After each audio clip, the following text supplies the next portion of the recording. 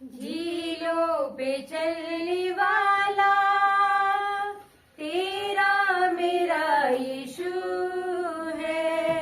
झीलों पे चलने वाला तेरा मेरा यीशु है। और ना बदलने वाला, और ना बदलने वाला तेरा मेरा यीशु है। झीलों पे चलने वाला तेरा मेरा यीशु है। झीलों पे चलने वाला तेरा मेरा यीशु है। अपने हुक्म से वो तो रोके तूफान को। अपने हुक्म से वो तो रोके तूफान को। दुख को बदलने वाला तेरा मेरा यीशु है। दुख को बदलने वाला तेरा मेरा यीशु है। और ना बदलने वाला, और ना बदलने वाला तेरा मेरा यीशु है। झीलों पे चलने वाला तेरा मेरा यीशु है। झीलों पे चलने वाला तेरा मेरा यीशु है। दूरी पे जाने देखे झूठे शैतान के। दूरी पे जाने देखे झूठे शैतान के। देखो चलने वाला तेरा मेरा यीशु है। देखो चलने वाला तेरा मेरा यीशु है। और ना बदलने वाला, और ना बदलने वाला तेरा मेरा यीशु है। झीलों पे चलने वाला तेरा मेरा यीशु है। झीलों पे चलने वाला तेरा मेरा यीशु है। ओ चीर करके सीना घबराए मौत का। ओ चीर करके सीना घबराए मौत का। चिंगारी करने वाला तेरा मेरा यीशु है। चिंगारी करने वाला तेरा मेरा यीशु है। और ना बदलने वाला, और ना बदलने वाला तेरा मेरा यीशु है। झीलों पे चलने वाला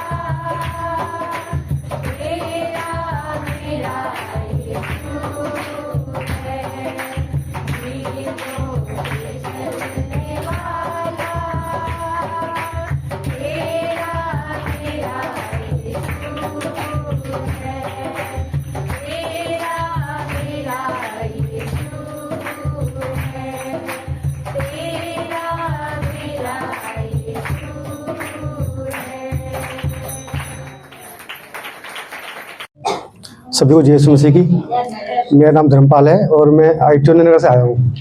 मेरी गवाही ये है कि मेरी वाइफ को ना कई साल पहले पाइल्स था। पाइल्स मतलब हिंदी में कहते हैं बवासीर की बीमारी। तो अभी 11 तारीख को उसका फ़ोन आया मेरे पास, मैं ऑफिस था कि ऐसी ऐसी बात हो गई है, मेरे को ना ब्लीडिंग हुई है। तो मैं घबरा गया तो उनसे, तो फिर मैंने भेजी को फ़ोन किया तो भेजी ने फ़ोन उठाया नहीं। फिर रात को भेजी का फ़ोन आया था तो भेजी ने दुआ करी, मैंने अपनी वाइफ को कॉल पे लिया और भैया से बात कराई और वो आज बिल्कुल चंगी है, स्वस्थ है और उसको कोई प्रॉब्लम ही नहीं है। मेरी भाई सब सबको जय यीशु मसीह की। मेरा नाम सैयम है, मैं ढिटोनी से आया हूँ।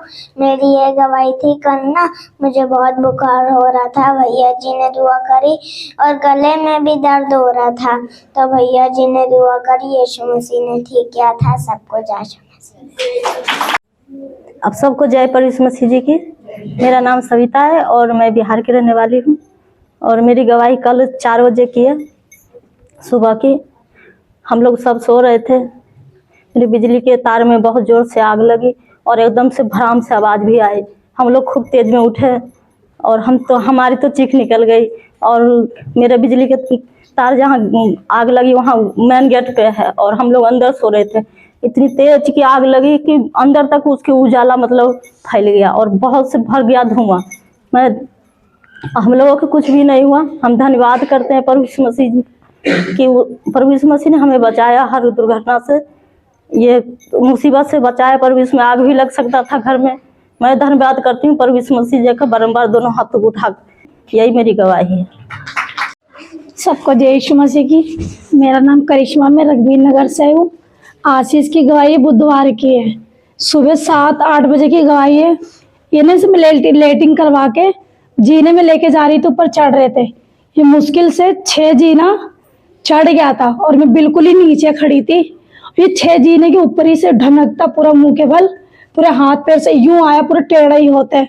और मैं देखा तो मैंने कुछ भी नहीं लगा। जब मैंने पीछे से गोद से जब नीचे उतारा ना तो इसके ये ना पूरा फट गया था, अंदर करने जैसे हड्डी दिखने लग गई थी इसको।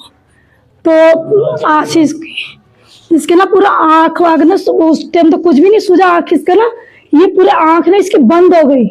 इसको ऐसे खोल रहा है, ये भी बोला मम्मी आँखें से दिख नहीं रहा कुछ। तो मैंने भी अदुआ का तेल लगाया, अदुआ का तेल लगा के मैं काम पर चली गई। दवाई भी लेके आई थी कि आँख थोड़ा खुल जाए, फिर भी नहीं खुला और भी सूज गया आँख। मैं बोले कहीं काला ना पड़ जाए, डॉक्टर बोल रहा इसकी पूरे आँखें ना काले पड़ जाएंगे। अभी ये चोट लगा तो इसके आँख के सामने ही लगा। फिर मैंने यीशु मसीह का गवाही दुआ करा, यीशु मसीह का धन्यवाद हो। मैंने बोला जो भी डॉक्टर बोला यीशु मसीह दया से आंखें काली ना पड़े इसकी, पर इसकी आंखें काली नहीं हुआ। परमेश्वर का धन्यवाद करती हूँ कि इसने मैं दवाई जो मैं लेके आई थी ना, इसने पूरी शीशी क्या करा, पी लिया। पूरी शीशी भरी थी, डॉक्टर ने बोला था इसको आधा चम्मच देना और ये फ्रिज में कुर्सी चढ़ के पी लिया पूरी शीशी। आराधना उठा रही मम्मी उठ, आशीष ने पूरी दवाई पी लिया और मैं भी डर गई। डॉक्टर बोला तो ज्यादा मत देना, नुकसान कर देगा। खाली पेट था, सुबह 6 बजे पी लिया उठ के इसमें। फिर मैं डर गई, मैंने दुआ करा उसी टाइम यीशु मसीह का धन्यवाद कि यीशु मसीह की दया से कुछ भी ना हो मेरे आशीष को। और बड़ी शीशी थी इसको दिया था पीने के लिए और मैंने बस एक ही बार पिलाया। तो मैंने दुआ करा कि यीशु मसीह की दया से इसको कोई दिक्कत कोई परेशानी ना। फिर मैं डॉक्टर के पास दोबारा गई, मैंने बोला डॉक्टर इसने पूरी शीशी पी लिया। बोला कहाँ रखा, मैंने फ्रिज के ऊपर था, कुर्सी में चढ़ के इसने लेके पी लिया पूरा शीशी और फेंक भी दिया पूरी शीशी। जी ने उस टाइम से बाहर फेंक दिया, ग्रिल के बाहर ही फेंक दिया, देखा भी नहीं मैंने। और नीचे भी कुछ नहीं गिरा था, सिर्फ खाली ढक्कन था और खाली बोतल था। मैंने यीशु मसीह का धन्यवाद करती कि मेरे आशीष को सुबह से शाम तक कुछ भी नहीं हुआ था और आंखें भी इसको यीशु मसीह की दया से खुल गया था। ये दिक्कत है कि परमेश्वर ने मेरे आशीष को कुछ होने नहीं दिया। मेरी यही गवाही सबको जय यीशु की। सबको जय प्रभु यीशु मसीह जी की। मैं धन्यवाद करता हूँ प्रभु यीशु मसीह जी का आज के दिन और आज के समय के लिए। प्रभु यीशु मसीह जी ने मुझे और मेरे परिवार को चंगा भला स्वस्थ जीवित जगाया और अपने भवन में पहुँचाया। मेरी गवाही पिछले सप्ताह फ्राइडे की है। मैं घर से ऑफिस के लिए निकला था बाइक पर, तो जैसे ही मैं इंडिया गेट पहुँचा तो वहाँ पे इतना पानी नहीं था कि मतलब बाइक फिसल जाए। और जो मेरी बाइक जब स्लिप हुई ना तो मैं काफ़ी मतलब दूर तक मैं डगरता हुआ गया। अब जैसे ही मैं रोड पे डगरता हुआ गया ना तो मैं एकदम डर सा गया और जैसे ही मैं गिरा ना मैं तुरंत उठ भी गया। मतलब प्रभु ने मुझे तुरंत खड़ा कर दिया। मैंने अपनी बाइक साइड में लगाई और मैं खड़ा होकर थोड़ा सा ना घबरा गया था। और जब मैंने अपना आपको देखा ना तो मेरे कहीं भी कोई चोट नहीं थी, ना मेरे हाथ पे ना मेरे पैर पे। मतलब जिस तरह मैं गिरा था ना चोट बहुत ज़्यादा हो सकती थी। मतलब एक हादसा जो था ना बहुत बड़ा हादसा वो बहुत मामूली से खरोच में निकल गया, क्योंकि प्रभु यीशु मसीह के वचन में उन्होंने मुझसे वायदा किया है यिर्मयाह 29:11 से कि यहोवा पिता की यह वाणी है कि जो कल्पनाएं मैं तुम्हारे विषय में करता हूँ वे हानि की नहीं वरन कुशली की है और अंत में तुम्हारी आशा पूरी करूंगा। तो प्रभु ने अपने वायदे से ना मुझे बहुत सुरक्षित रखा, बहुत बचाया। मैं घबरा गया था, लेकिन ना फिर अचानक से प्रभु के दास मंजू दीदी मुझे वहां दिख गई। उन्होंने मेरे लिए वहां मुझे देखा और बोला कि आप भैया ये क्या हो गया। मैंने दीदी कुछ नहीं, बस थोड़ा बाइक स्लिप हो गई थी, मैं गिर गया। तो उन्होंने मुझे देखा सब तरफ से, कह रही कुछ नहीं हुआ। उन्होंने वहीं पे मेरे लिए प्रार्थना करी और प्रभु यीशु मसीह ने मुझ पर दया करी। मैं उसी वक्त बिल्कुल चंगा भला स्वस्थ अपने ऑफिस पहुंचा, घर गया। मैं धन्यवाद करता हूँ प्रभु यीशु मसीह जी का इस अनुग्रह और कृपा के लिए। सबको जय यीशु मसीह। सबको जय यीशु मसीह जी की। मेरा नाम निशा है, मैं मथुरा की रहने वाली हूँ। मेरी गवाही ये है, मेरे सीने में दर्द हो रहा था। मैंने भैया जी के पास कॉल किया और परमेश्वर ने दया करी मेरे ऊपर। मेरे सीने का दर्द अब सही है, दुआ का तेल भी लगाया।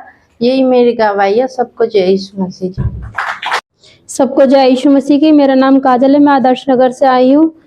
मेरी 2-3 दिन की गवाही थी। मैंने जीने पे कपड़े सुखाने के लिए जा रही थी ऊपर छत पे।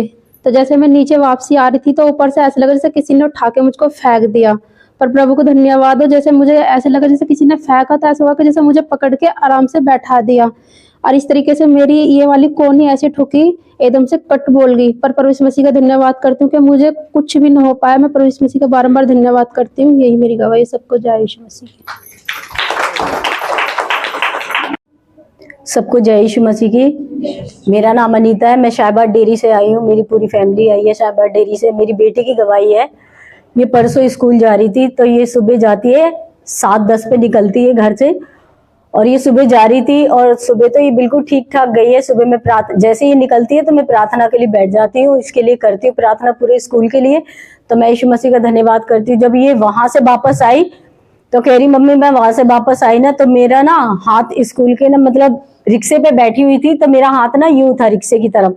और कह रही दूसरा रिक्शा कब आके ना और उस वाले रिक्शे मेरे वाले रिक्शे पे ना भिट गया एकदम। और कह रही इतने तेज से खटाक हो गया ना, मेरा हाथ चप गया और दब गया उसमें।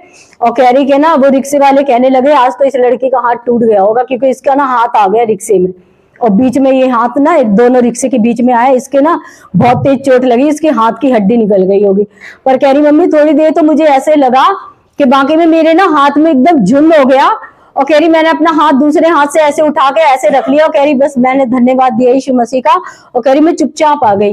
पर इसने मुझे आते ही नहीं बताया, जब मैं खाना वाना बना रही थी इसके लिए दे रही थी, ये आते ही खाना खाकर और ये चुपचाप सो गई। फिर इसने ना रात को बताया, जब रात को हम तीनों मिलके महिमा करते हैं यीशु मसीह की, तो इसने मुझे रात को बताया कि मम्मी आज ऐसे ऐसे हुआ मेरे साथ और मेरा हाथ ना दो रिक्शे के बीच में आ गया था और मम्मी ऐसे लग रहा था मेरा हाथ गया, ये टूट गया।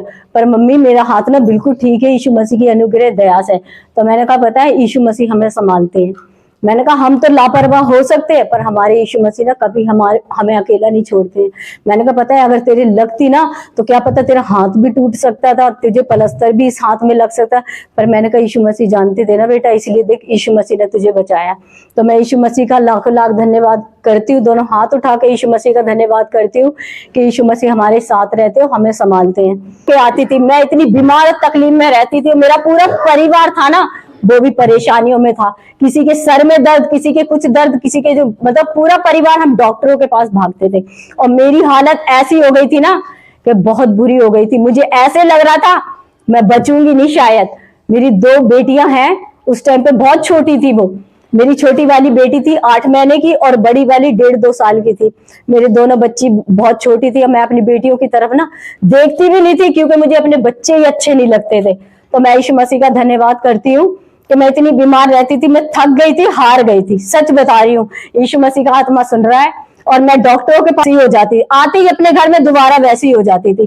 तो मैं यीशु मसीह का धन्यवाद करती हूँ कि सच्चा और जीवित सिर्फ यीशु मसीह हमारा प्रभु है और कोई नहीं है। तो मैं यीशु मसीह का धन्यवाद करती हूँ। जब मैं भैया जी से मिली ना तो भैया जी के पास मैं इतनी जगह गई थी पर मेरा विश्वास नहीं था कि मैं यहाँ भी आऊं। पर मेरी बहन ने बोला कि जब तूने इतनी जगह जाके देख लिया तो कहते सारे दरवाजे बंद हो जाते तो एक दरवाजा खुला होता है, तो तू इस जगह पे भी चल ले, बाकी तेरी मर्जी, तुझे जो करना है फिर तू वैसे करियो। मैंने कहा ठीक है। किरण दीदी ने मेरे लिए प्रार्थना है की कि मैं सुरक्षित आ नहीं पाऊं यहाँ कलिसिया में। तो मैं यीशु मसीह का धन्यवाद करती हूँ। सामर दीदी के यहाँ पे कलीसिया लगी थी उस टाइम पे, तो हम लोग वहीं पे गए पूरा परिवार।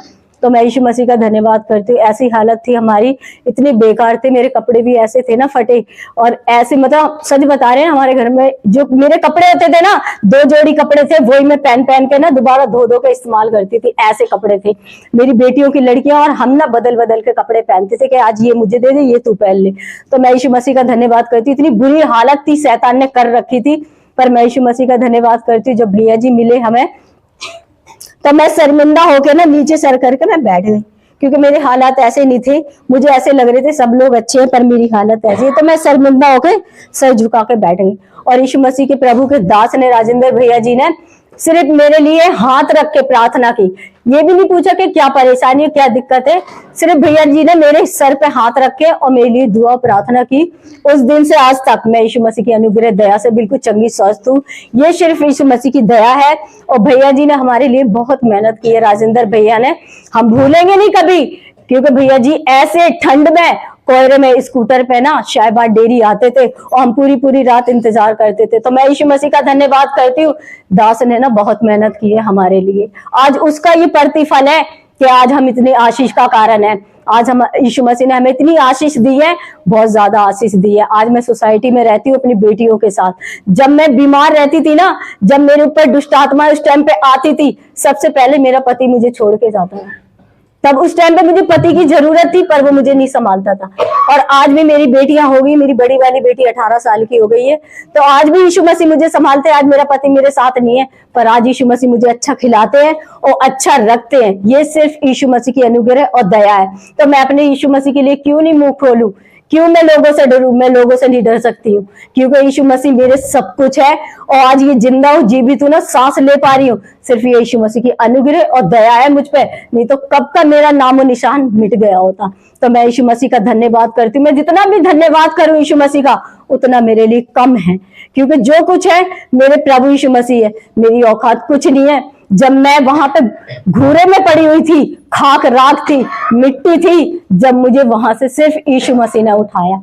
तो मैं आज यीशु मसीह का धन्यवाद करती हूँ कि मेरे इस शरीर से और मेरे बच्चों के शरीर से सिर्फ यीशु मसीह की महिमा होनी चाहिए और कुछ नहीं। मैं यीशु मसीह का लाखों लाख धन्यवाद करती हूँ। और एक अच्छे दास के लिए, दीदी बच्चों के लिए मैं यीशु मसीह का बहुत बहुत धन्यवाद करती हूँ। सबको जय यीशु मसीह की, मेरी यही गवाही है।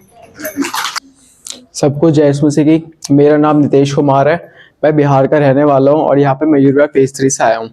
मेरी गवाही ये है, प्रभु यीशु मसीह जी ने मुझे बीते समय में मेरा एक अपना बिजनेस ओपन करवाया, ब्रांड ओपन करवाया यीशु मसीह जी ने, और उसके लिए मैं बार बार धन्यवाद करता हूँ यीशु मसीह जी का। और मेरी ब्रांड का वेबसाइट पूरी कल रात 12 बजे लाइव हो चुकी थी, isharalux.com के नाम से। और प्रभु यीशु मसीह की दयानुग्रह की वजह से वो बहुत अच्छे तरीके से ग्रो होगी।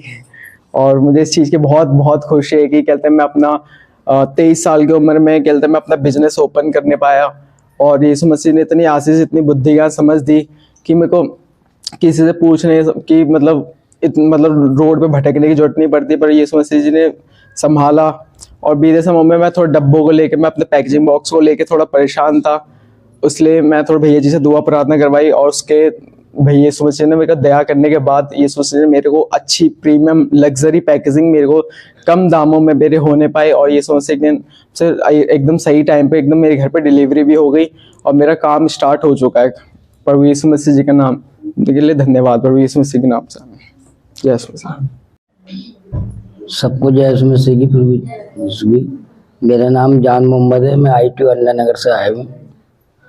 और मेरे पे दुख तंगी बहुत थी। अभी हाल फिलहाल ये 2-4 दिन के बाद बिना काम के बैठा हुआ था मैंने प्रभु जय यीशु मसीह से दुआ करी, प्रभु जय यीशु मसीह जी आपके ऊपर ही हूँ निर्बल में, और आप मेरे ही जो भी कुछ को 4 पैसे देने हैं वो आप ही करवाओगे इंतजाम। मैं तो चुपचाप बैठा हूँ, मैं कुछ नहीं कह सकता। बाप मेरे, आप, मैं आपका बेटा हूँ, आप बहुत सच्चे हो। तो प्रभु जय यीशु मसीह जी ने मेरा इंतजाम 2-4 दिन के अंदर 7 तारीख से लगा के 10 तारीख को पैसे देने थे, उन्होंने मेरा इंतजाम करवा दिया और उसके पैसे थे जिसके पहुंचा दिए। और यही मेरी गवाही। सबको जय यीशु मसीह। सभी लोग को जय यीशु मसीह की। मेरा नाम इंदु है। मैं न्यू अशोक नगर में रहती हूँ और गाजीपुर की रहने वाली हूँ। कल की गवाही है कि मैं सुबह उठ के खाना बनाने लगती हूँ, नाश्ता वास्ता, तो गरम कढ़ाई सब्जी उतार के रखी थी और थोड़ी देर हुआ था, सब्जी उतार के रखी थी, गरम ही था, तो पकड़ नहीं लगाया, हाथ ही से पकड़ के उठा लिया। मैंने कढ़ाई को पकड़ लिया हाथ से, दाहिने हाथ से पकड़ा, इतना लाल हो गया हाथ मेरा। तो शैतान विचार में डाल रहे कि अब तू ड्यूटी जा, देख छाले पड़ते हैं कि ना। मैं बांधी उसी टाइम शैतान की बातों को, शैतान तेरी सारी बातें नकारात्मक बांधती, खंडित करती हूँ। यीशु मसीह आपके लहू से धोती और इस हाथ को आपके लहू से धोती हूँ, इनमें छाले बिल्कुल ना पड़े परमेश्वर, मैं ड्यूटी जाऊंगी। तो यीशु मसीह ने दया करी और बिल्कुल लाल हो गए थे, हाथ बना रहे थे। और उस टाइम नहीं था कि मैं दुआ का तेल लगाऊँ, दुआ का तेल भी लगाती तो मुझे नहाना भी था, धुल जाता, तो इस वजह से नहीं लगाई। तो बिल्कुल कुछ नहीं हुआ। देखिए मेरा हाथ बिल्कुल ठीक है, लाल हो गया था, एकदम बना रहा था, नहाते टाइम भी बना रहा था, मगर जब दुआ करी तब धीरे धीरे ठंडा हो गया।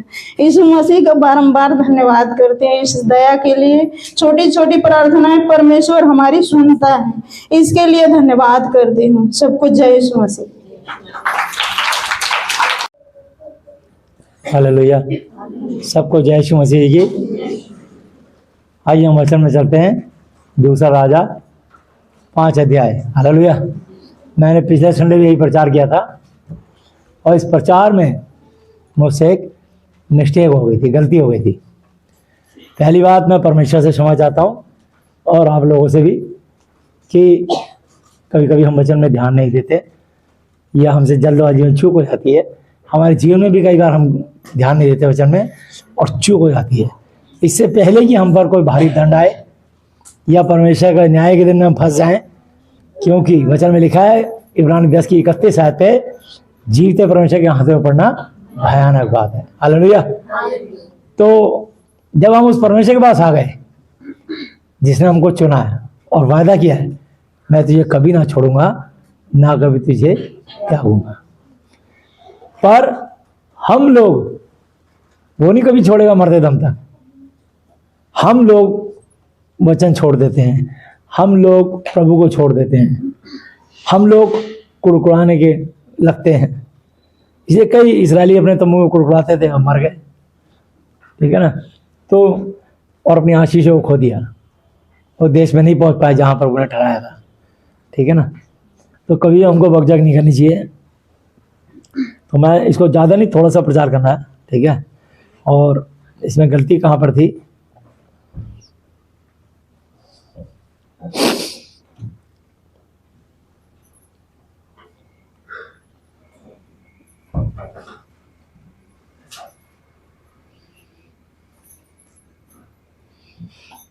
चौदह आयत से पढ़ते हैं, ठीक है। गलती 17 आयत पे है जो मैंने प्रचार में की थी और इसी के लिए मैं गलती के लिए माफ़ी चाह रहा हूँ, ताकि ये पिछले संडे जो प्रचार हुआ है अगले संडे में उसमें संशोधन किया है।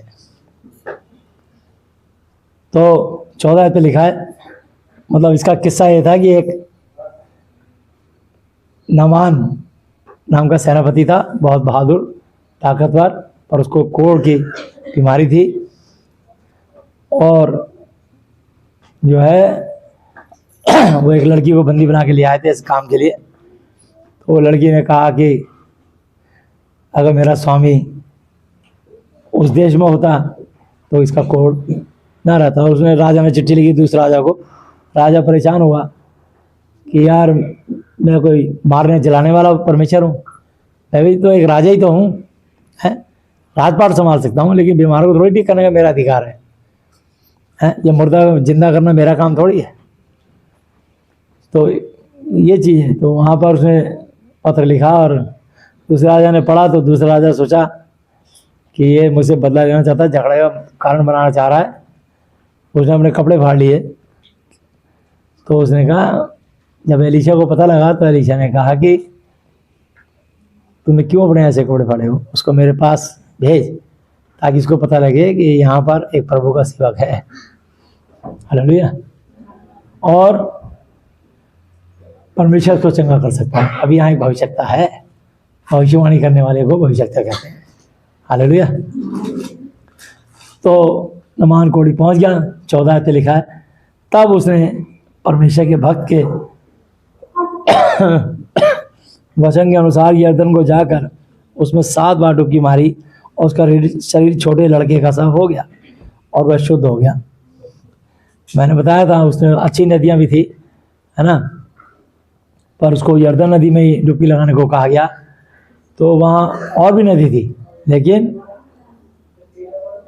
वहाँ पर अबाना और पर्पर नाम की 2 नदियाँ थी साफ सुथरी, लेकिन उसको वहाँ नहीं भेजा। परमेश्वर यहोवा जी ने अपने दास एलीशा पे बात प्रकट कर दी कि इनको ये जवाब दे रहे बस। तो जो सही दास होगा वो हमेशा परमेश्वर को पसंद करेगा, किसी इंसान को खुश नहीं करता।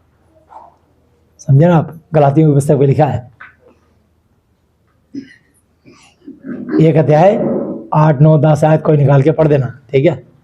तो और हो गया, उसका कोर चला गया क्योंकि वो घमंडी था, उसको वहां पर भेजा गया। 15 पे लिखा है, तब वह अपने सब दल बल समेत परमेश्वर के भक्त के यहाँ लौट आया और उसके सम्मुख खड़ा होकर कहने लगा, सुन, अब मैंने जान लिया है कि इस पूरी समस्त पृथ्वी में, पूरी धरती पर, समस्त पृथ्वी में इस्राएल को छोड़ और कहीं परमेश्वर नहीं है। यानी सब जगह धोखा, झूठ ही झूठ है। हालेलुया। या वह अमर परमेश्वर है, यीशु मसीह अमर परमेश्वर है, जैसा कि 1 तीमुथियुस 6:16 पे लिखा है, अमरता केवल उसी की है और वह अगम्य ज्योति में रहता है, सूरज से भी तेज रोशनी में रहता है, ना तो उसे किसी मनुष्य ने देखा और ना कभी देख सकता है। उसी की प्रतिष्ठा और राजा युवानी रहेगा। आमीन।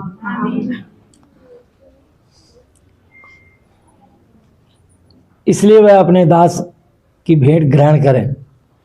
तो वो उसको अपनी भेंट देने आया, समझे आप? इस्राएल को छोड़ और कहीं परमेश्वर नहीं, इसलिए अब अपने दास की भेंट ग्रहण कर। यानी नमान का जो था कोढ़ की दुष्ट आत्मा चली गई और उसका शरीर एक बच्चे के समान हो गया और वो बड़ा खुश था कि मेरे शरीर से रोग चला गया। असंभव काम संभव हो गया क्योंकि हमारा परमेश्वर असंभव को संभव करने वाला परमेश्वर है। हालेलुया। एलीशा ने कहा, यहोवा जिसके सम्मुख में उपस्थित रहता हूं उसके जीवन की शपथ, मैं कुछ भेंट ना लूंगा। हालेलुया।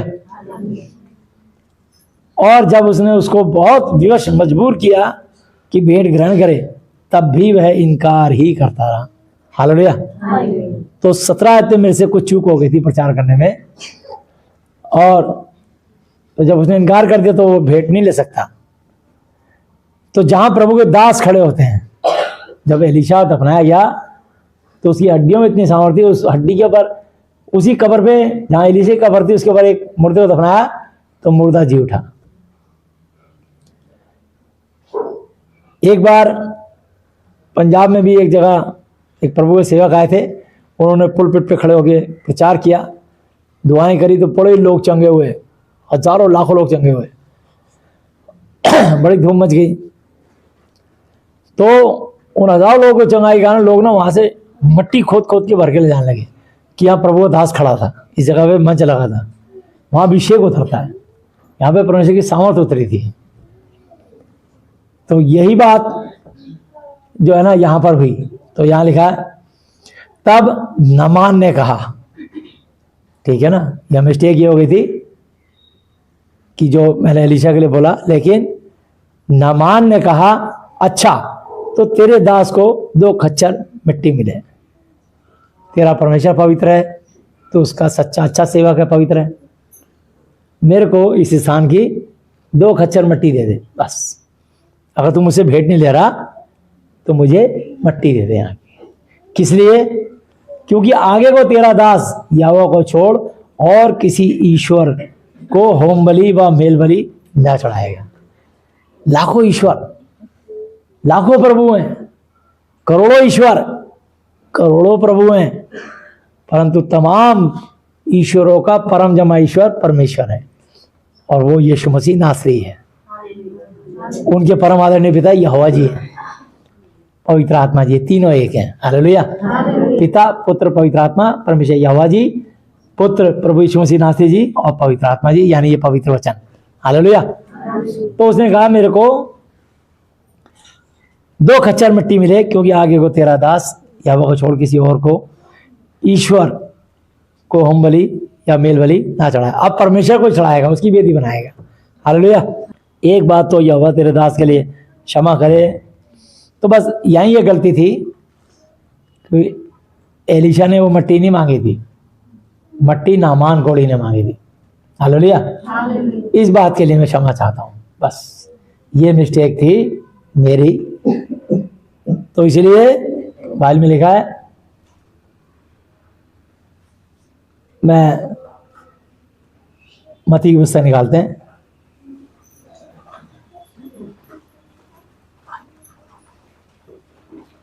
पांच अध्याय,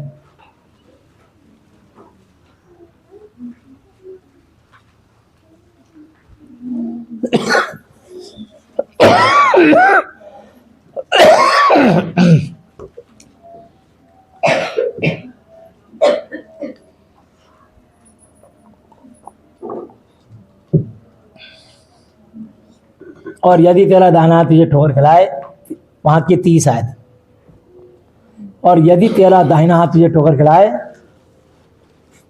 तो उसको काट कर अपने पास से फेंक दे, क्योंकि तेरे लिए यही भला है कि तेरे अंगों में से एक नाश हो जाए और तेरा सारा शरीर नरक में न डाला जाए। हालेलुया। क्योंकि मैं घर जाके प्रचार सुनता हूँ बड़े ध्यान से, जो मिस्टेक होती है उसको काटता हूँ, कहाँ गलत बोला गया है, और कई बार चेक किया जाता है। तो मेरे को अपनी गलती का एहसास हुआ। वो एलीशा ने 2 खच्चर मट्टी नहीं मांगी थी, नामान ने मांगी थी। हालेलुया। ये मिस्टेक थी। लोग इतना ध्यान से नहीं सुनते, पर जो प्रचारक होते हैं वो पकड़ लेते, नहीं ये यहाँ गलत बोल रहे हैं। गलती इंसान से होती है, लेकिन अगर इंसान गलती से क्षमा मांग ले तो वो छूट जाता है। हालेलुया। कि हाँ ये गुस्ताखी हो गई मुझसे, प्रभु हो सके तो मुझे क्षमा कर दीजिए। हालेलुया। हम भी तो इंसान हैं और प्रचारक हैं, लेकिन जागते रहो, है ना। प्रार्थना करो और जागते रहो कि तुम परीक्षा में, तो प्रार्थना करनी है, सजग रहना है। कहा गया था कि जो कोई अपनी पत्नी को त्याग दे उसे त्याग पत्र दे, परंतु मैं तुमसे ये कहता हूं कि जो कोई अपनी पत्नी को व्यभिचार के सिवा किसी और कारण से छोड़ दे तो वह उससे व्यभिचार करवाता है, और जो कुछ त्यागी भी से ब्याह करे वह व्यभिचार करता है। तो इसलिए अगर व्यभिचारी औरत से कभी उससे पता करो, जांच पड़ताल करो, उससे शादी नहीं होनी चाहिए।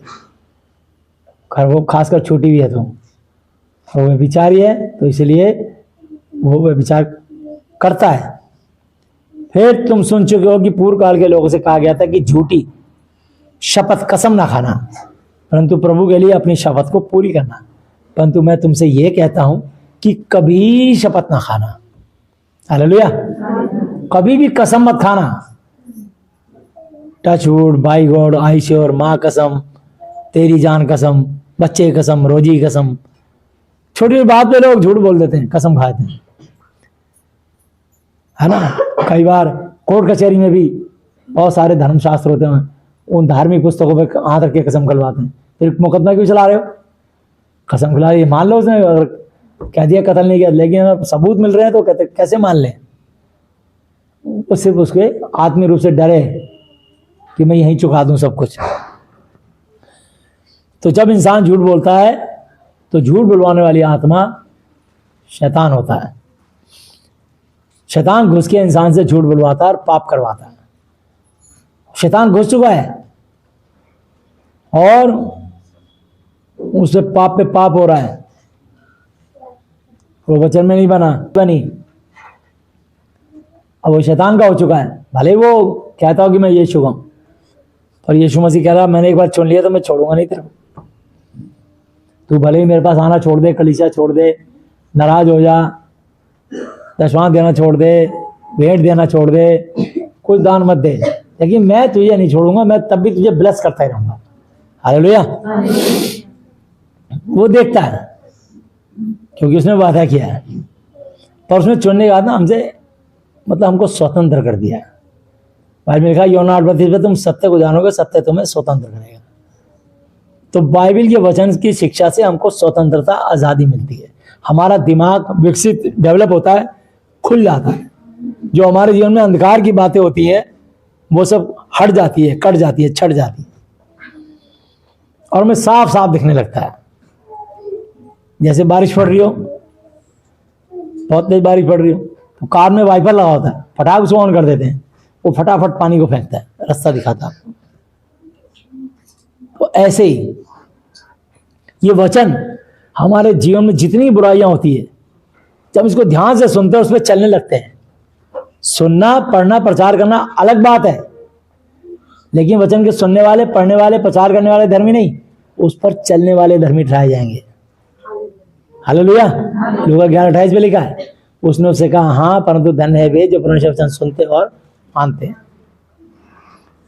और रोमियो 2:13 पे लिखा है क्योंकि परमेश्वर की व्यवस्था के सुनने वाले धर्मी नहीं, बाइबल को पढ़ने वाले धर्मी नहीं, उसको प्रीचिंग, प्रचार करने वाले धर्मी नहीं, पर उस पर चलने वाले धर्मी ठहराए जाएंगे। यूहन्ना 15:7 पे लिखा है, यदि तुम मुझ में बने रहो और मेरा वचन, शिक्षा तुम में बने रहे, तब तो जो चाहो मांगो तुम्हारे लिए हो जाएगा। ये तभी होगा। प्रकाशित वाक्य 1:3 पे भी लिखा है ना, धन्य वे जो इस वचन को सुनते, पढ़ते और मानते हैं, समय नहीं घटाए। तो सुनना, पढ़ना, लेकिन मानना जरूरी है। आप सुन रहे हो, पढ़ रहे हो, उसको चल ही नहीं रहे, कोई फायदा नहीं है। आप अपनी विश्वासी में गिनती कर रहे हो। आपकी मनमानी के कारण बहुत सारे लोग उम्मीद लेके जाते हैं, इतनी भीड़ है वहां, इतने चमत्कार हो रहे हैं, उसके साथ हो रहा है, उसका, उन्होंने पश्चाताप कर लिया, पाप करने छोड़ दिए। इसलिए प्रभु ने उनको चुना कि देख लिया कि इसने पाप करने छोड़ दिया, उसमें से किसी आए तो 10,000 लोग, पर 10 आदमी का करिश्मा कर दिया, वो गवाही बन जाती है। उसी को वीडियो क्लिप बनाते हैं कि भाई 10-20 साल से इसको लकवा था, व्हील चेयर बैठा था, खड़ा होकर चलने लगा। पश्चाताप किया उसने, मन फिरा लिया उसने। प्रेरितों 3:19 पे लिखा, मन फिराओ, लौट आओ कि तुम्हारे पाप मिटाए जाएं, ताकि प्रभु के सम्मुख विश्राम दे देना है। अब तुम मन नहीं फिरा रहे, तो परमेश्वर चाहता है मन फिराओ। तुम झूठी अपनी प्रशंसा के लिए इसी धरती पे शरीर में, जबकि मट्टी में मिल जाएगा शरीर और सारा धन यही रह जाएगा तुम्हारा। तुम्हारी आत्मा का न्याय होगा, जीते परमेश्वर का आंतर बढ़ना भयानक बात है। तुम्हारी और मेरी, हर एक मनुष्य की आत्मा का न्याय यीशु मसीह करेंगे। रिकॉर्डिंग हो रही है क्या की, तब प्रभु बताएगा तुमने कितनी बार मेरे को दगा किया, मेरे दास से झूठ बोला, तुमने अपने जीवन में धोखा दिया, और कई तो धोखा दिया, कई उसके गवाह बन गए, हाँ जी कर रहे हो उसके साथ। तो वचन में लिखा है तू झूठी साक्षी ना देना। 10 आज्ञाएं हैं, उसमें लिखा है तू अपने माता पिता का आदर करना, जिससे तेरी उम्र, तेरा जो है, तेरी आयु बढ़ जाएगी। तू झूठ ना बोलना, तू खून ना करना, तू हत्या ना करना, तू व्यभिचार ना करना, किसी के खिलाफ झूठी साक्षी ना देना। तो एक तो झूठ बोल रहा है, दूसरा उसके झूठ में हाँ मिला के अपने आप को गुनाहगार बना। समझे? तो अगर हवा ने फल थोड़ा चखा खाया, तो उसने अपने पति को भी चखाया, उसने चख लिया। और जब यहोवा जी ने पूछा, तो प्रेम से अपने गुनाह को माना नहीं, बल्कि जिस औरत को, उत्पत्ति 3:12 पे लिखा, जिस औरत को यहोवा जी आपने, कहता है तूने मेरे संग रहने को दिया, उसी ने फल थोड़ा खाया तो मुझे भी खिलाया। मतलब अब भी औरत की साइड लेके यहोवा को दोषी ठहरा है। तीनों को श्राप मिला, आदमी को भी, औरत को भी, सर्प को भी। आप मत समझना जो लोग झूठी का साथ दे रहे हैं, साथ खड़े हैं, ठीक है, मैंने कहा था गलतियों 1 की 8, 9, 10 आयत कोई पढ़ दे, ठीक है ना। इसको पहले मिल जाए, निकाल के पढ़ दे। परंतु यदि हम या स्वर्ग से कोई दूत भी उस सुसमाचार को छोड़ जो हमने तुमको सुनाया है, कोई और सुसमाचार तुम्हें सुनाए तो श्रापित हो। इस बाइबल के वचन के अलावा तुम्हें कोई दूसरी किताब की पुस्तक या शिक्षा देने लग जाए तो वो श्रापित हो। ये सच्चा वचन है, ये परमेश्वर के मुख से निकले वचन है।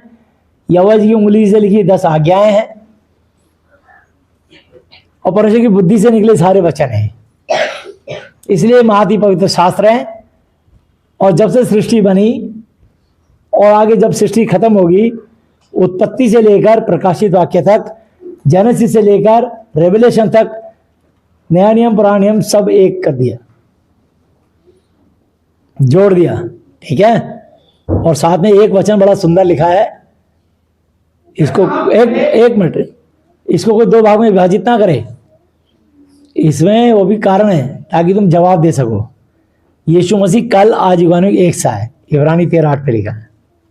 यानी यहोवा जी के टाइम से आज वर्तमान इस समय और आने वाले फ्यूचर भविष्य काल तक यीशु मसीह एक से हैं, यहोवा जी एक से हैं, पवित्र आत्मा एक से हैं और एक से रहेंगे। हालेलुया। कोई गड़बड़ी नहीं है तीनों में, कोई गड़बड़ी नहीं है। हम मनुष्यों में गड़बड़ी होती है, उसमें नहीं होती। आगे जैसा हम पहले कह चुके हैं, ऐसा ही मैं अब फिर कहता हूँ कि उस सुसमाचार को छोड़ जिसे तुमने ग्रहण किया है, यदि कोई और सुसमाचार सुनाता है तो श्रापित हो। जो तुमने ग्रहण किया ना बाइबल का शुभ संदेश, अगर इस सुसमाचार को छोड़ तुमने और भी किसी पुस्तक को, उसको भी मान लेंगे, इसको भी मान लेंगे, दोनों को मान लेंगे, सबका याद करेंगे, है ना। अब मैं क्या अब फिर सर्वनाश हो जाएगा। एक म्यान में 2 तलवार नहीं रह सकती। एक पांव की जूती में दोनों पांव नहीं घुस सकते। एक श्रोता कहीं गड्ढा खोद के हैंडपंप लगाओ, ऐसा कभी नहीं होगा कि 15 मिनट मीठा 15 मिनट खारा पानी निकलेगा। एक ही स्वाद का पानी निकलेगा। या तो सच रहेगा या झूठ रहेगा, या तो ज्योति रहेगी या अंधकार रहेगा, या तो परमेश्वर रहेगा या शैतान रहेगा। चुन लो तुमने क्या चुनना है। तो तुम्हें समझना है इस चीज को। आगे अब मैं क्या मनुष्य को मनाता हूँ या परमेश्वर को? क्या मैं मनुष्य को प्रसन्न करना चाहता हूँ? यदि मैं अब तक मनुष्य को ही प्रसन्न करता रहता तो यीशु मसीह का दास न होता। क्या मैं मनुष्य को खुश करना चाहता हूँ या परमेश्वर को? यदि अब तक मैं इंसानों को खुश करता रहता तो यीशु मसीह का चेला ही नहीं होता, उसका दास ही नहीं होता, उसका सेवक ही नहीं होता। हालेलुया। इसलिए मैंने जिंदगी की परवाह नहीं करी, ना मैंने किसी का धर्म जाति मजहब पूछा, ना किसी का बदला, ना हम ईस्टर गुड फ्राइडे क्रिसमस मनाते, कुछ नहीं। हम हर दिन आनंद का दिन हमारा। हालेलुया। प्रतिदिन का आनंद लो इस वचन में। जहाँ महिमा होगी 2 या 3 मेरे नाम पे इकट्ठे होंगे, मैं उनके पीछे मौजूद हूँ। मनुष्य को खुश करने के लिए कभी इधर उधर की बातें मत करो। ना तो पैसा तुमको स्वर्ग में पहुँचाएगा, ना कोई मनुष्य तुम्हें स्वर्ग में पहुँचाएगा। हर आदमी अपना लेखा देगा, जो बोएगा वो काटेगा। जितना मर्जी जो लगा लो, और जो उसकी झूठी साक्षी देगी हाँ में लाएगा, वो भी फंसेगा। जैसे आदम, हवा और सर्प तीनों फंसे, तीनों पर दंड आया। उन लोगों में भी दंड आएगा जो झूठी साक्षी देके झूठे लोगों के लिए खड़े रहते हैं। परमेश्वर छोड़ेगा नहीं उनको, किसी को भी। परमेश्वर उनको आज़ादी दी, चुन लिया, पर हमको स्वतंत्र कर दिया है।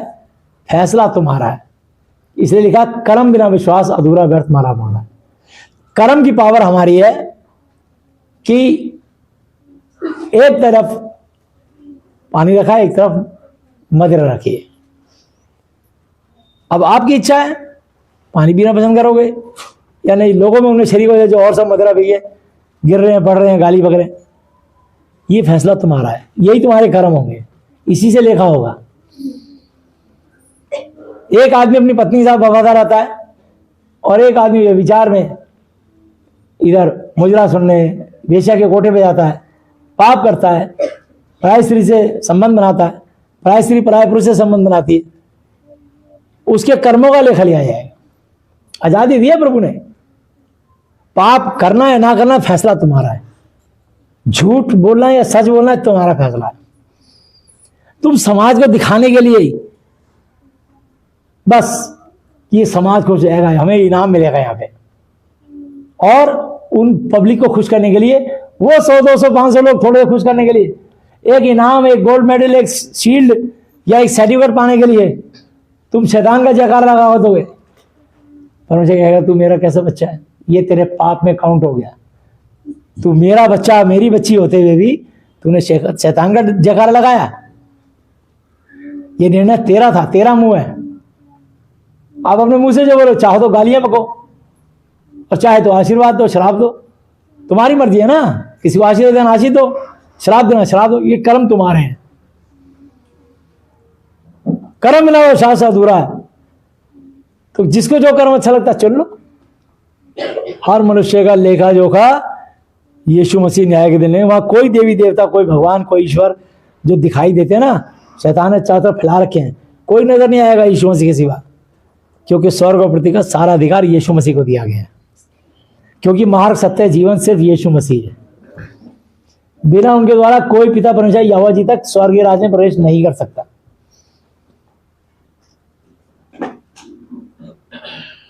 इसलिए मन फिराओ, लौट आओ कि तुम्हारे पाप गुनाह मिटाए जाए, ताकि प्रभु के सम्मुख, है ना।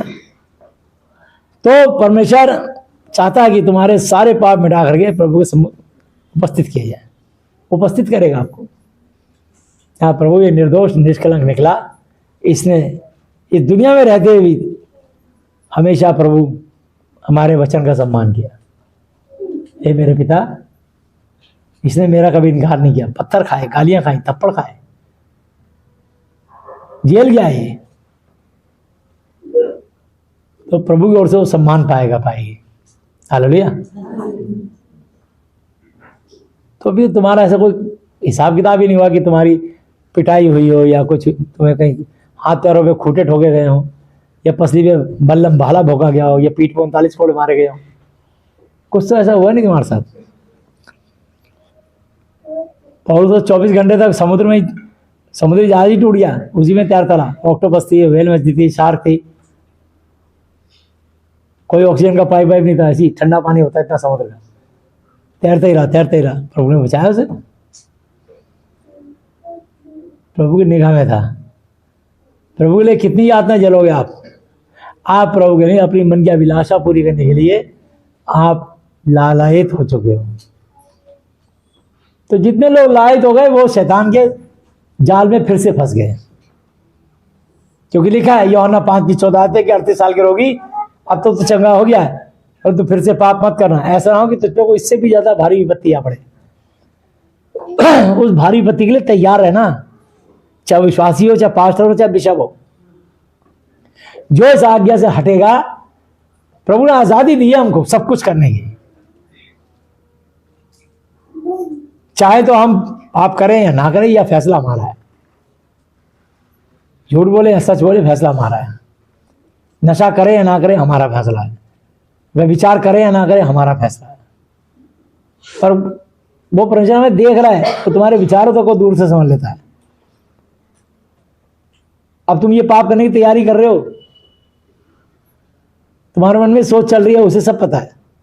मत्ती 6:8 पे लिखा, सो तुम उनके समान ना बनो, तुम्हारा स्वर्गीय पिता तुम्हारे मांगने से पहले ही जानता है तुम्हारी क्या क्या आवश्यकताएं, जरूरत है, अच्छी या बुरी, दोनों आवश्यकताएं जानता है। तुम्हारा बुरा विचार चल रहा है वो भी जानता है, समझे ना, वो जानता है।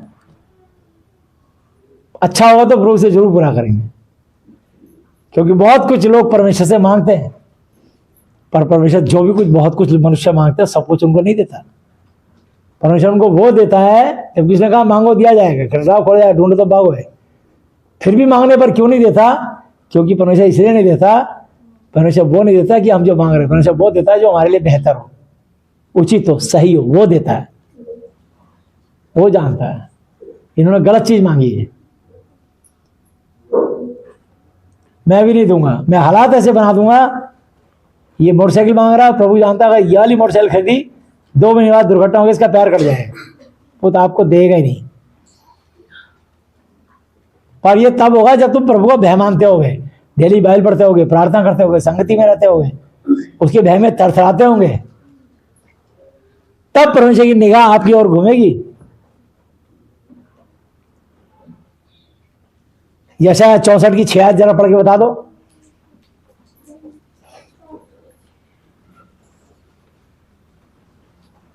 हम तो सबके सब अशुद्ध मनुष्य के से हैं और हमारे धर्म के काम सबके सब मैले चिथड़ों के समान हैं।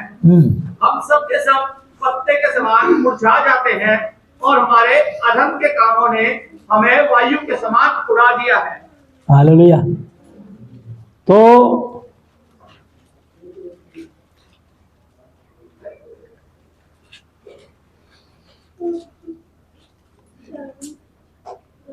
अभी आपने पढ़ा 64 की 6 आयत कि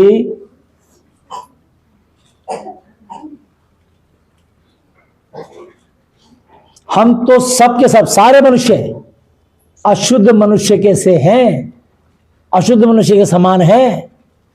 हम पापी तो थे, अशुद्ध तो थे। डॉक्टर और वैद्य की जरूरत बीमारों को होती है, भले चंगे को नहीं। मैं धर्मियों को नहीं बल्कि पापी को बचाने बुलाने आया हूँ, क्योंकि मैं बलिदान नहीं परंतु दया चाहता हूँ। और वो मती 9 की 12-13 करेगा तो वो दया चाहते हैं, इसलिए पापियों को सुनते हैं। धर्मी तो पहले से धर्मी है, उसको क्या। और तुम्हारी और निगाह कब करेंगे प्रभु, तुम पे दया कब करेंगे। 66 की दो आयत पढ़ लीजिए, इसी यशाया 66 की 2 आयत। यहोवा की वाणी है, ये सब वस्तुएं मेरी हाथ की बनाई हुई है, इसलिए सब मेरी है। परंतु मैं उसी की ओर दृष्टि करूंगा जो दीन और खेदित मन का हो और मेरा वचन सुन करके थरथराता हो। हाँ, अब देखो परमेश्वर कह रहे तुम सब विश्वासी हो, पर मेरी निगाह किस पर जाएगी। हालेलुया। मैंने दानियेली को क्यों चुना इस काम के लिए, 17 में से वेदों को क्यों चुना। उनको ज्वलंत आग से निकाल लिया, भूखे शेर की मां से निकाल लिया, यौन नबी को मछली की पेट से निकाल लिया, यशाया, यिर्मयाह, यहजीएल सबको बचाते गए ना। वो अपनी महिमा के लिए भविष्यवक्ता बनाया ना उन्हें। एलिया, एलीशा अग्नि में रथ बेच के जिंदा उठा लिया उसे, हनोक को जिंदा उठा लिया। ये सब वो लोग थे उस कैटेगरी के। लिखा इसमें यहोवा की वाणी है कि ये सब वस्तुएं, पूरी सृष्टि, पूरी धरती, पूरी ये पेड़ पौधे, पशु पक्षी, जीव जंतु, प्रकृति, नेचर जिसको आप समझते हो। कोई पहाड़ी इलाके में जाके खुश हो जाता है कि हाँ ये देख रहे हो, देख रहे हो, जवाह झरने, यहाँ फोटो खिंचाते हैं, याददाश्त रहेगी। एक दिन सब यादें मिट जाएंगी, समझे ना। तो ये सिर्फ एक होता है अंदर से खुशी, ठीक है, जिसको जहाँ खुशी मिलती है एंजॉय करो। तो लिखा है यहोवा की वाणी है कि ये सब वस्तु मेरे ही हाथ की बनाई हुई हैं और ये सब मेरी ही है, परंतु मैं उसी की ओर दृष्टि करूंगा जो दीन, नम्र और खेदित मन का हो और मेरा वचन सुनकर थर थर कांपता हो, थरथराता हो। हालेलुया। थरथराता हो, ऐसा कांपता हो कि ये प्रभु की आज्ञा है, मैं ना बाबा इस पाप में शरीक नहीं होंगी। तब प्रभु आपकी ओर दृष्टि करेंगे, आपके मन में सोचोगे और तुम्हारे उससे बेहतर चीज आ जाएगी तुम्हारे लिए। सबके लिए नहीं आएगी, मांगोगे, दुआ कराओगे, करोगे, करवाओगे पास्टर से, वो भी प्रभु की इच्छा है पास्टर की दुआ से भी काम करे ना करे, दया तो होनी की होगी ना। प्रभु कह रहे मेरे थरथर नहीं कांपता भी है। रेगुलर कलीसिया नहीं आते, वचन नहीं सुनते, बाइबल नहीं पढ़ते, प्रार्थना नहीं करते, प्रथम स्थान प्रभु को नहीं देते, लोगों के सामने इज्जत चाहते हैं, समाज के सामने। एक छोटा सा समुदाय वो जब इज्जत बनाता ना तो भेड़ चराने वाले को जंगल में से बुला के तेल डाला, अभिषेक किया और दाऊद को बोल दिया ये राजा बनेगा, बनवा दिया राजा। बाकी उसके 6 भाई हट्टे कट्टे, लंबे, स्मार्ट, खूबसूरत थे, सेनापति की तरह बिल्कुल तगड़े। एक भी अयोग्य, उनमें से कोई भी योग्य नहीं था, सब अयोग्य जाना। बोला उसका बाप भी कहने लगा अरे दाऊद तो ये भेड़ चलाता है, ऐसी है, बेकार है, कुछ नहीं, अकल नहीं है इसमें, बस लाठी लेके भेड़ चलाता रहता। लेकिन जैसे के सब तेल डाला प्रभु के सेवक ने, और तेल डालते ही उसने कहा, तेल टपकने लगा सींग में से, बोला ये राजा बनेगा, भविष्यवाणी कर दी। भविष्यता से कहलवाता है परमेश्वर, चिन्ह देता है। तुम कोई चिन्ह मांगी नहीं, अपनी बुद्धि चला के, अपनी तिकड़म लगा के ये तुम जोखिम अपनी जान में डाल रहे हो, अपनी जान को जोखिम में डाल रहे हो, फंसा रहे हो, चाहे बाद में पछताना रोना पड़े जिंदगी भर। नहीं, अभी हमारी मन की अभिलाषा पूरी हो जाए तो तुम शारीरिक हो, आत्मिक हो ही नहीं। पैसे भी कूद रहे हो, अपना पिछला टाइम याद कर लेना, अपनी औकात कहां से प्रभु उठा के लाया है, सब पता लग जाएगा तुमको। तुम जब पहली बार यीशु मसीह के पास आए थे, तुम्हारी क्या दुर्दशा थी, और आज जब यीशु मसीह बने रहे तो क्या तुम्हारी सुदशा है। हालेलुया, उसकी अनुग्रह के कारण, क्योंकि मेरे लिए तेरा अनुग्रह ही बहुत है। हालेलुया। तो ये नहीं समझ रहे, परमेश्वर भलाई करना चाहते हैं, सब पे दया करना चाहते हैं, सबको आशीष ब्लेस करना चाहते हैं। कोई तुमको निर्धन गरीब नहीं रहने देंगे, कोई बीमार नहीं रहने देंगे, रोगी नहीं रहने देंगे। ऐसा हट्टा कट्टा बिल्कुल स्मार्ट हैंडसम बना देंगे, आप कहोगे वाह क्या बात है। बच्चों को ऐसी शिक्षा दीक्षा मिलेगी, संस्कार मिलेंगे, कितना संस्कारी बच्चा है। वो बाइबल पढ़ने से, बाइबल की शिक्षा से होता है। अंदर जहर भरा हुआ है, बच्चों तक में जहर भर गया। हम बड़ों को विश नहीं करेंगे, इनको नमस्ते नहीं करेंगे, इनको जय यीशु मसीह नहीं करेंगे, इनसे नहीं मिलेंगे, इनसे कतराएंगे, उनसे कतराएंगे। जंगली दाने घुसे में अंदर, साफ दिख रहा है, पवित्र आत्मा नहीं है, जंगली दाने हैं। पेड़ अपने फलों से पहचान करते हैं ना, इसके फल दिख रहे हैं, पक्षपात कर रहे हैं। ये बजाय गलती के एहसास करने के कि हमारे से गलती हुई है और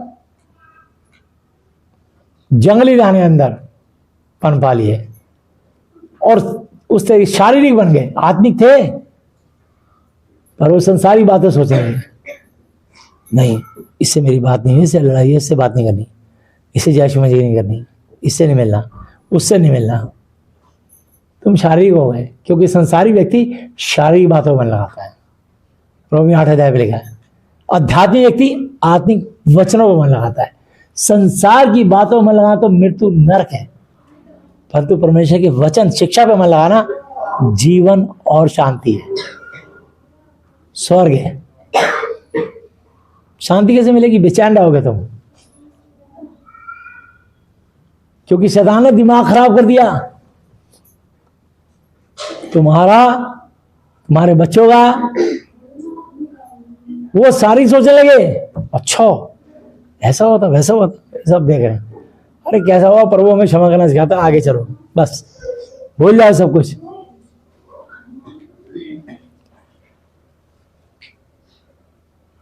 भूल जाओ सब कुछ, ठीक है ना। तो मैं आपको बताना चाहता हूं, बाद में लिखा है रोमियो 8:14 पे, जितने लोग परमेश्वर के आत्मा के चलाए चलते हैं वे ही परमेश्वर के पुत्र पुत्री हैं। सब नहीं, वे ही सब कह देते हैं हम विश्वासी हैं, उसमें बहुत सारे विषैले जहरीले विश्वासी हैं, जहर रखते हैं अंदर। मुंह खुलते पता लग जाता है कड़वाहट से भरे हुए हैं, नफरत से भरे हुए हैं, ईर्ष्या जलन से भरे हुए हैं, चुगली से भरे, चुगलखोर, निंदा से भरे हुए हैं, समझे ना।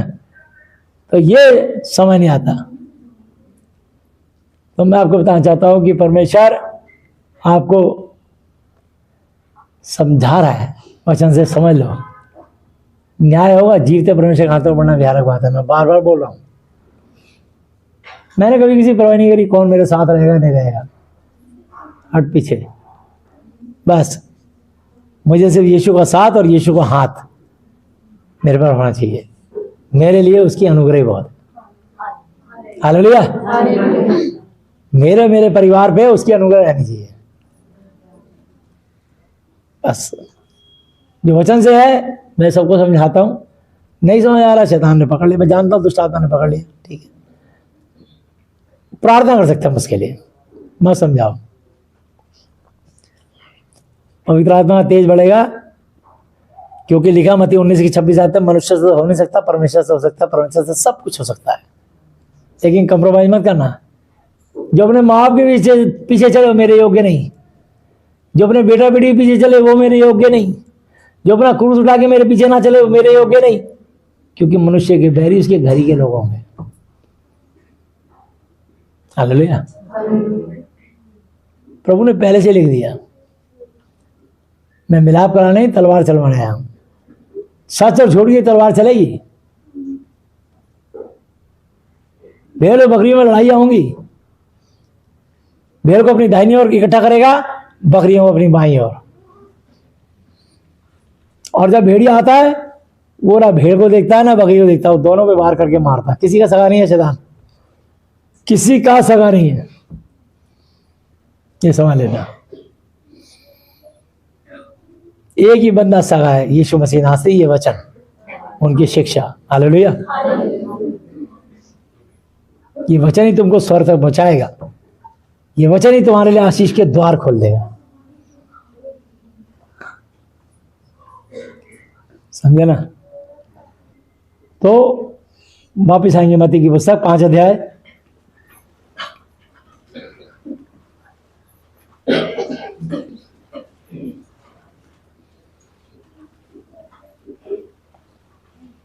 चौंतीस आयत।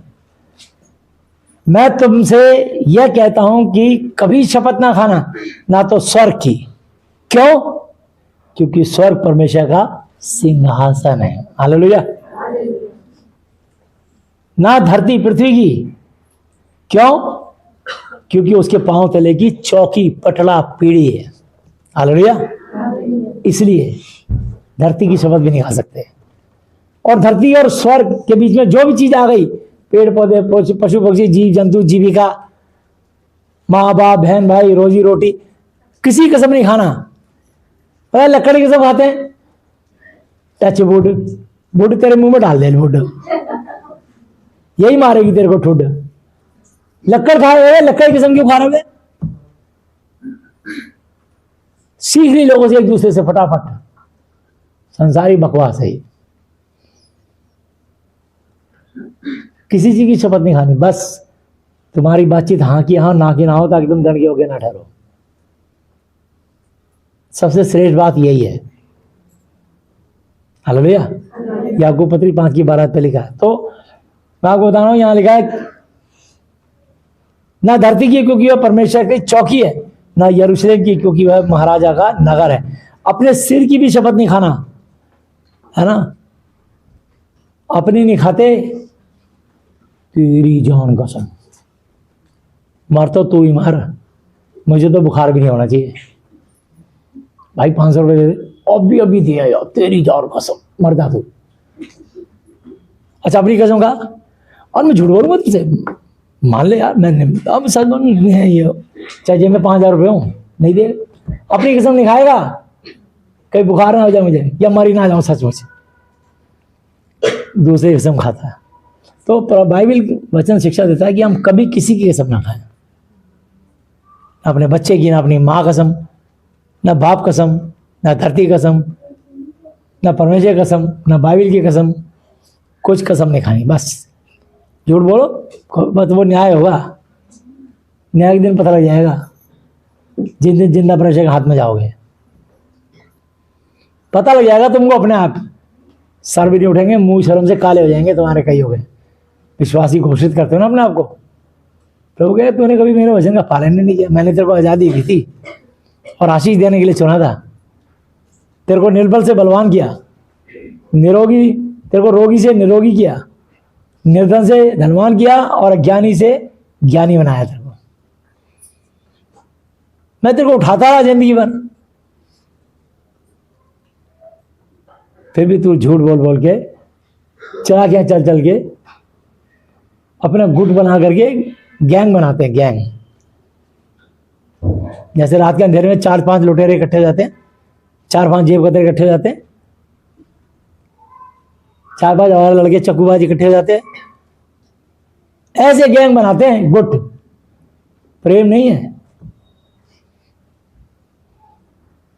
परमेश्वर प्रेम है, सबसे प्रेम करना सिखाता है।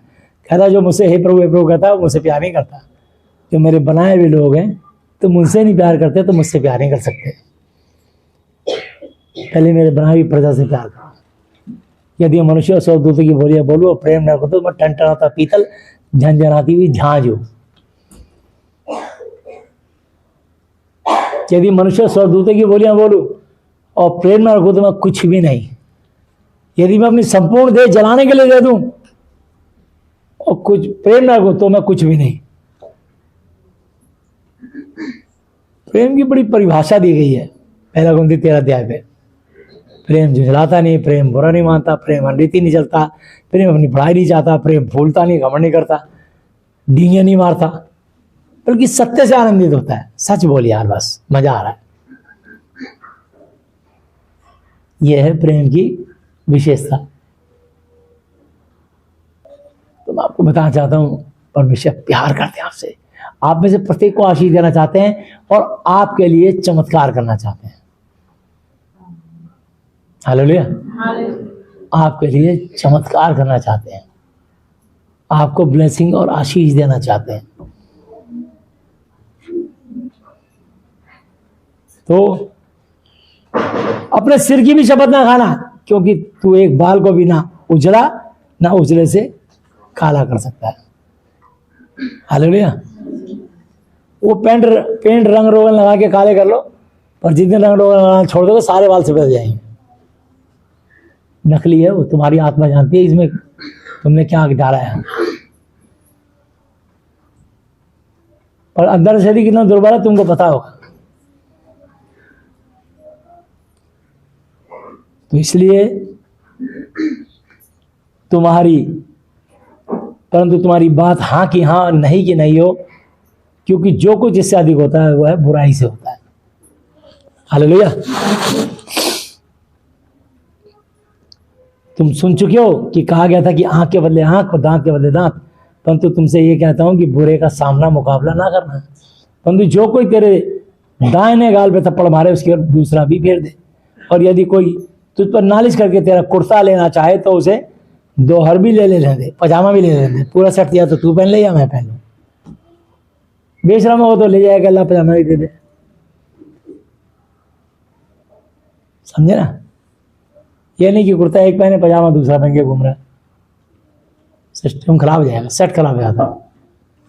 तो लिखा है जो कोई तुझे कोस भर ले बेकार में ले जाए उसके साथ 2 कोस चला जा। इस वचन को मैंने अपने जीवन में सीखा। मतलब मैं प्रैक्टिकल हमेशा, मेरी गाड़ी यहाँ से जा रही है, उससे भी अगर नहीं भी जा रही तो मैं आगे छोड़ दूंगा, कितना ही पेट्रोल टाइम लग जाए। प्रभु ने कहा है ना, 1 को किया 2 को बेकार में चला जा। लोग मुझे आशीष देते हैं, वो आशीष ही तो मेरे लिए स्वर्ग में जाती है। स्तुति आराधना देखो स्वर्ग में जाती है, आशीषें लेकर पृथ्वी पर आती है। हालेलुया। तो प्रभु हमारा कितना महान, देखो हमसे करता है प्यार। हालेलुया।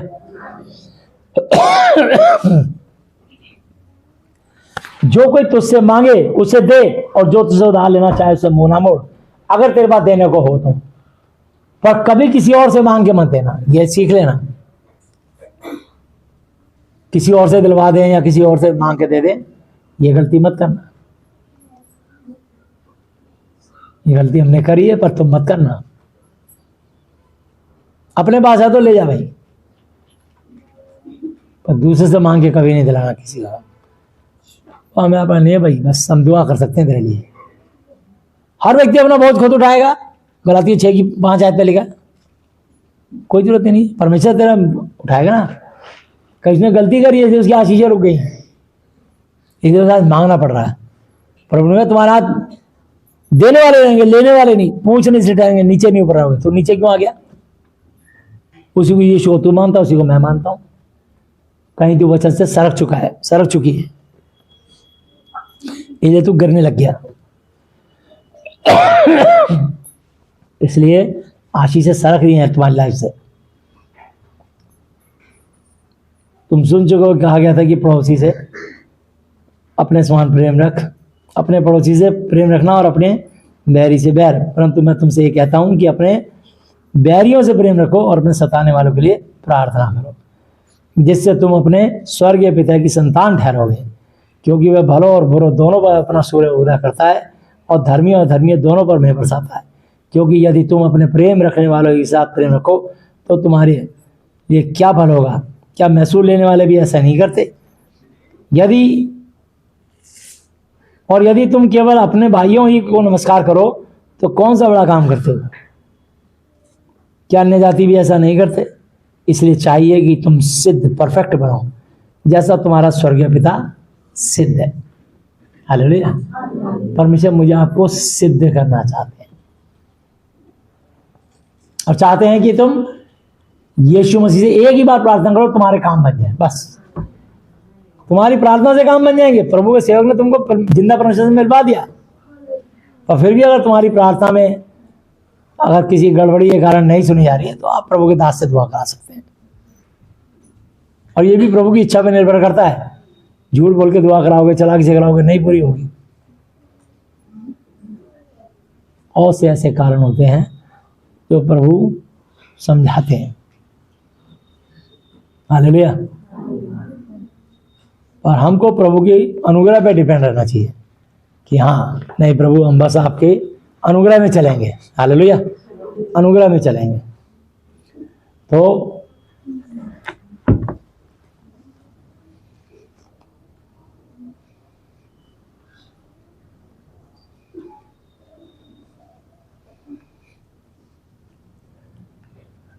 पहला तीमुथियुस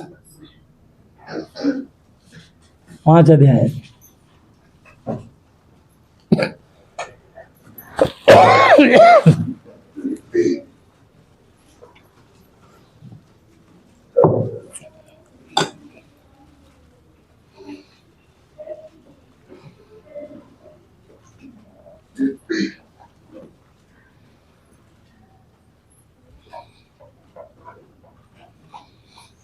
किसी बूढ़े को ना डांट पर उसे पिता जानकर समझा दे, और जवान को भाई जानकर, और बूढ़ी स्त्रियों को अपनी माता जानकर, और जवान स्त्रियों को पूरी पवित्रता से अपनी बहन जानकर समझा दे। हालेलुया। वचन से समझा दे। ये सब ऐसे बस उन विधवाओं को जो सचमुच विधवा हैं आदर करें। विधवा कौन सी होती है? जिनका पति ना हो।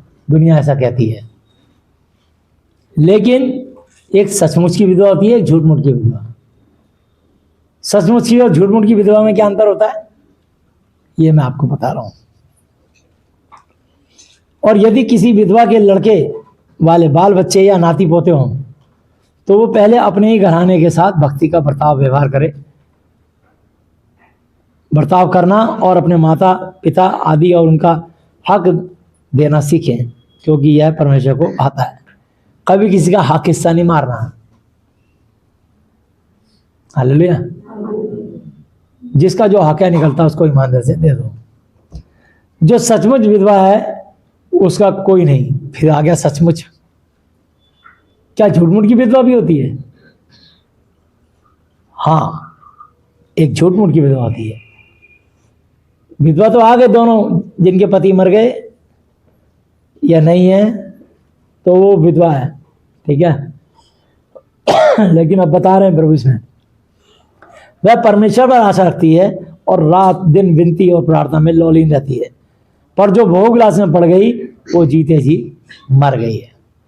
विधवा होने के बाद उसने अपना चाल चलन बिगाड़ लिया, वे विचारण बन गई। वो पाप करने लगी, पाप के मार्ग पे जाने लगी।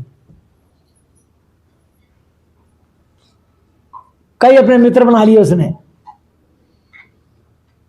वे विचार में, उसे पाप के तरीके से पैसा कमाने लगे।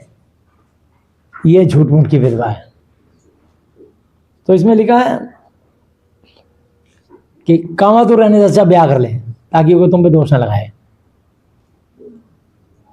तो ये नहीं, या तो अपने बच्चों को अच्छे से पालो पोसो और उनकी सेवा करो, पर इधर उधर नहीं हाड़ना, इधर उधर मुंह नहीं मारना, पाप नहीं करना। इन बच्चों की भी आज्ञा दिया कर ताकि वे निर्दोष रहें, निष्कलंक रहें, बेदाग रहें, पवित्र रहें। पर यदि कोई अपनों की और निज करके, खास करके अपने घराने की चिंता ना करे तो वह निश्चय, तो वह विश्वास से मुकर गया है और अविश्वासी से भी बुरा बन गया, अविश्वासी से भी बुरा बन गया, वचन का पालन नहीं कर रहा, कर रही। प्रभु कह रहा है, वो विश्वासी अपने आप को कह रहा है, जय यीशु मसीह की, प्रेज द लॉर्ड, प्रभु की स्तुति हो। प्रभु कह रहा है वो अविश्वासी से बुरा इंसान है, मेरी आज्ञा नहीं मान रहा। कोई भी उसकी दुआ कर ले, दया मैं ही करूंगा, मैं इस पर दया नहीं करूंगा, क्योंकि इसका जीवन पाप में बीत रहा है। ये अपने भोग विलास के लिए और अय्याशी के लिए सब काम कर रही है, अपने मन की अभिलाषा पूरी करने के लिए बस। 4:4 आयत में लिखा है कि संसार के ईश्वर ने लोगों की बुद्धियों को अंधा कर दिया। कैसे अंधा कर दिया? तो यहाँ लिखा है, उसी विधवा का नाम लिखा जाए जो 60 वर्ष से कम की ना हो, यानी 60 वर्ष तक बिना शादी के अपने बच्चों का पालन पोषण करे और एक ही पति की पत्नी रही हो, दोबारा कभी जीवन में आने नहीं दिया। प्रभु की दृष्टि में सचमुच की विधवा। पर जो विधवा होने के बाद इधर उधर पाप कर रही है और लिखा भले काम में सुनाम रही हो, अच्छे काम करने में आगे रही हो, उसका दूर दूर तक नाम फैलाओ। जिसने बच्चों का पालन पोषण किया हो, पहुनों की, प्रभु के दासों की सेवा की हो, पवित्र लोगों के पांव धोए हो। हालेलुया। ये फिजिकल पांव धोने वाली बात नहीं है। प्रभु कोई सेवक जब आता है तो 2 गुना आकर के समझाया है, आप उनको आसन देते हो, बैठने के लिए कुर्सी देते हो, बोला यहाँ तकिया डाल दो, प्रभु के दास बैठेंगे इस पे। इनके पैर में ठंड ना चढ़े, पायदान लगाए थे ताकि इनको ठंड पैर से ना चढ़े। ध्यान रखते हो,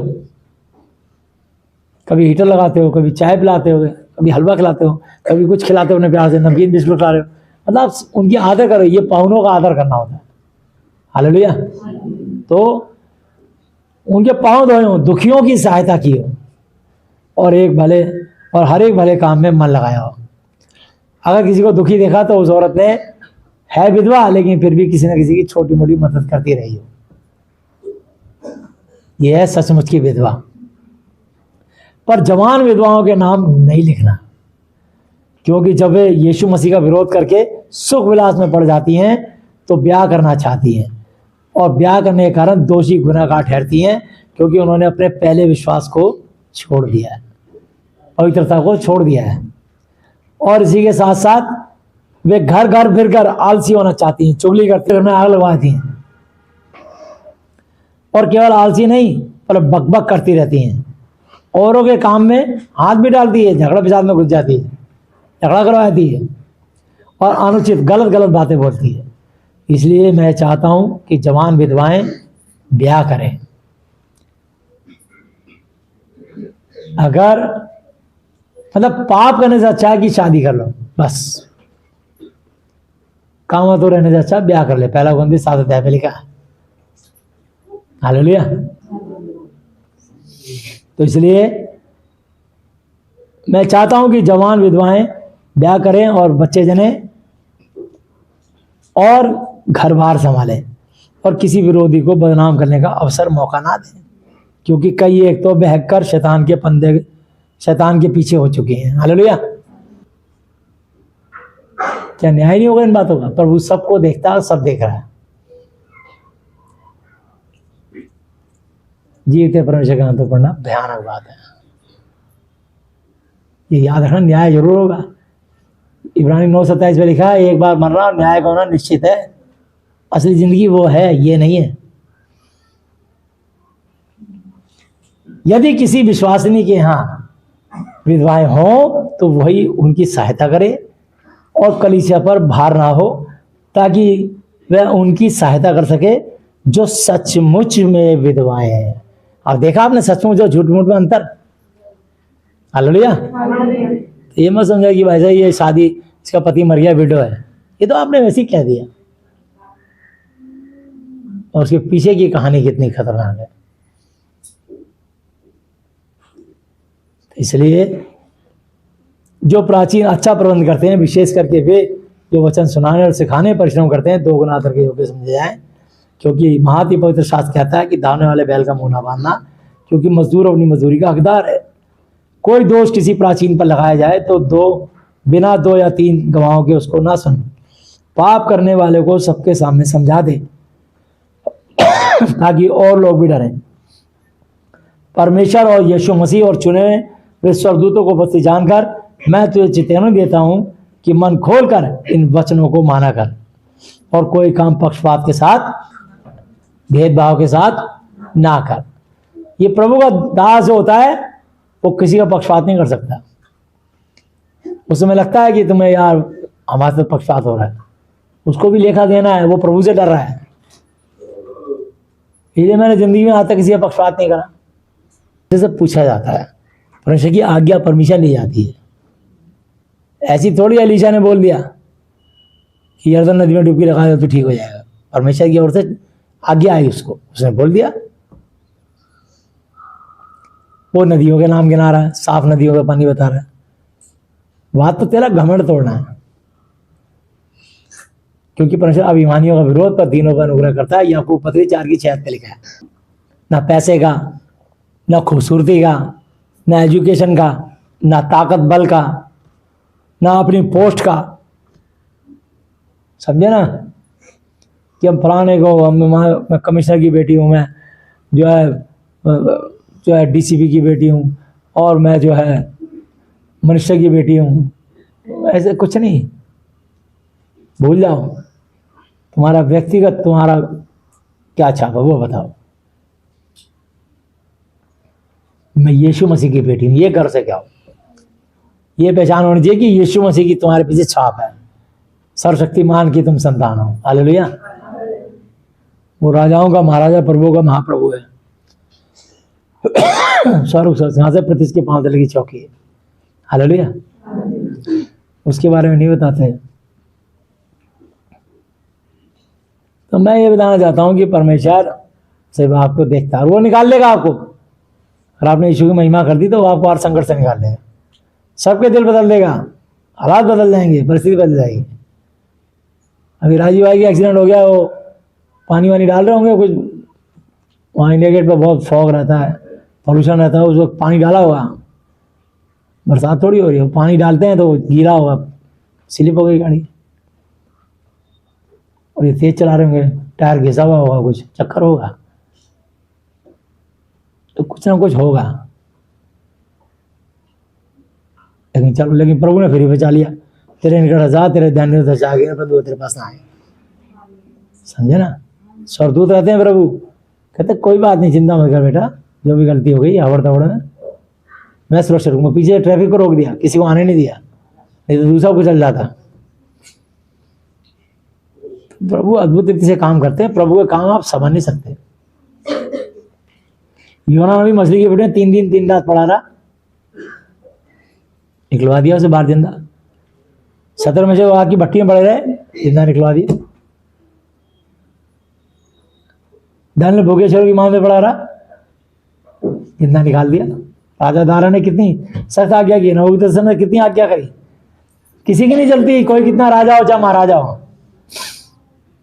समझे ना, धरती के राजा महाराजा की कोई वैल्यू नहीं है यीशु मसीह के आगे। हालेलुया। वो जब चाहे उसकी सिंहासन की कुर्सी टूट जाएगी, नीचे गिर जाएगा। वो प्रभु की दया से वो आसन में बैठा है। ये प्रभु बस चाहता है कि कोई बात नहीं, इसमें अभी छटनी हो रही है, नकली लोग बाहर हो जाएंगे, तो कोई फर्क नहीं पड़ता, बस खुश रहो। तो किसी पर शीघ्र हाथ ना रखना, जल्दबाजी में हाथ रख के दुआ नहीं करना। अपने बच्चों को सिखाओ, कभी किसी में हाथ रख के प्रेयर नहीं करना, ये ध्यान रखना। कई बार लोग सोचते हैं कि भैया जी हाथ रख के दुआ करते हैं, हम भी कर देंगे। कभी कोई बच्चा बाहर हाथ रख के दुआ मत कर देना। चाहे तुम्हारे टीचर प्रिंसिपल भी कहें कि आओ हमारे दुआ कर दो। मेरे बेटे से, बड़े बेटे से ये काम कराते थे। प्रिंसिपल और उनकी पत्नी अंदर बुला के उससे दुआ कराते थे, हाथ रखवा के। उनके काम बन गए, वो उठ गए, और बेटे पीछे बैठा ही, बेटा मेरे पास से चला गया। आज वो 30 साल का बेटा होता है। बड़े खतरनाक काम होते हैं हाथ रख के दुआ करना। अंगीकार करके, पाप श्राप क्षमा करके तब हाथ रखा जाता है। यूहन्ना 20:23 पे लिखा है, जिनके पाप तुम क्षमा करो उनके लिए क्षमा किए गए, जिनके तुम रखो रखे गए। कभी हाथ रख के दुआ नहीं करना किसी के। ये बच्चों को समझाओ सिखाओ, समझे? कोई नुकसान मत उठा लेना, प्रभु बचाते हैं।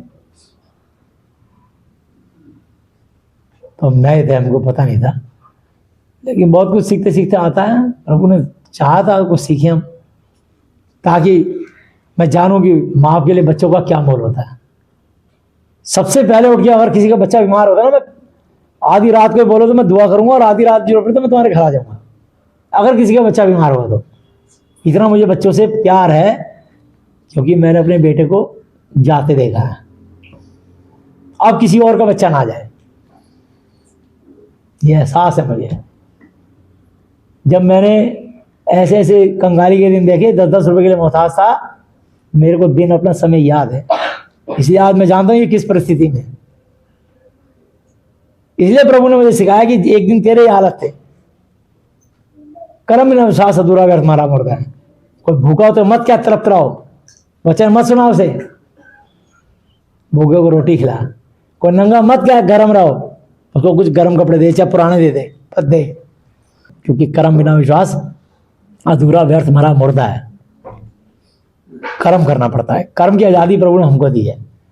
अब अगर हम वचन से कर्म करेंगे तो निश्चित ही आशीष पाएंगे, और वचन से हटके कर्म करेंगे तो निश्चित ही दंड पाएंगे। ये सोच लीजिए। यूहन्ना 15:7 पे यही तो लिखा है, यदि तुम मुझ में बने रहो और मेरा वचन तुम में बना रहे तो जो चाहो मांगो तुम्हारे लिए हो जाएगा, तो होगा, नहीं तो कुछ नहीं होगा। ध्यान से पढ़ना, ये छोटा सा वचन है, यूहन्ना 15 था, बहुत छोटा सा वचन है। कंडीशन है, शिक्षा में बने रहना है। जो तुमको खाली प्योर शिक्षा दी जाती है ना, ऐसे जल्दी से कोई समझाएगा नहीं। फिर भी हम आपको बहुत कुछ सिखाते हैं और तुमको प्यार करते हैं, अपना सत्य, इसलिए हड़काते डांटते भी हैं, ताकि तुम्हारा ध्यान वचन पे रहे।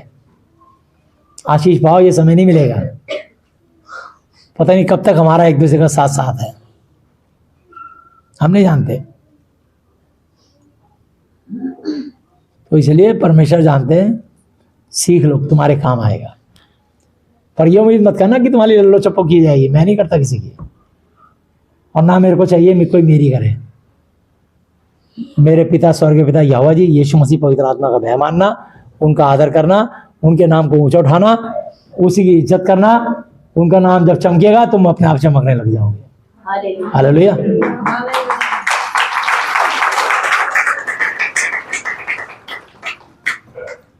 अपने आप। तो इसलिए, और ये 23 आयत से शराबी लोग इसका बड़ा फायदा उठाते हैं।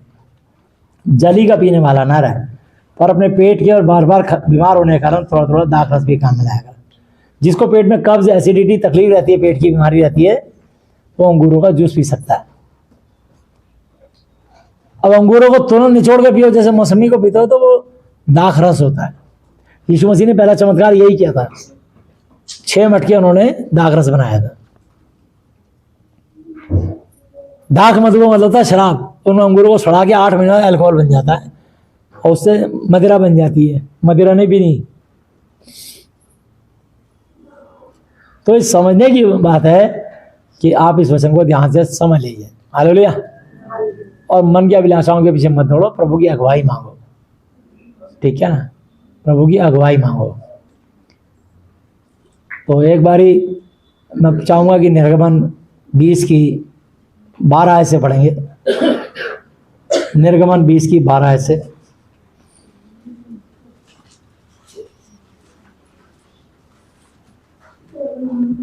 ये 10 आज्ञा हैं, लेकिन 10 आज्ञाओं में से मैं आपको सुना रहा हूं। तू अपने पिता और अपनी माता का आदर करना, यहोवा तुझे देता है, उसमें तू बहुत वर्ष तक जीवित रहे। हालेलुया।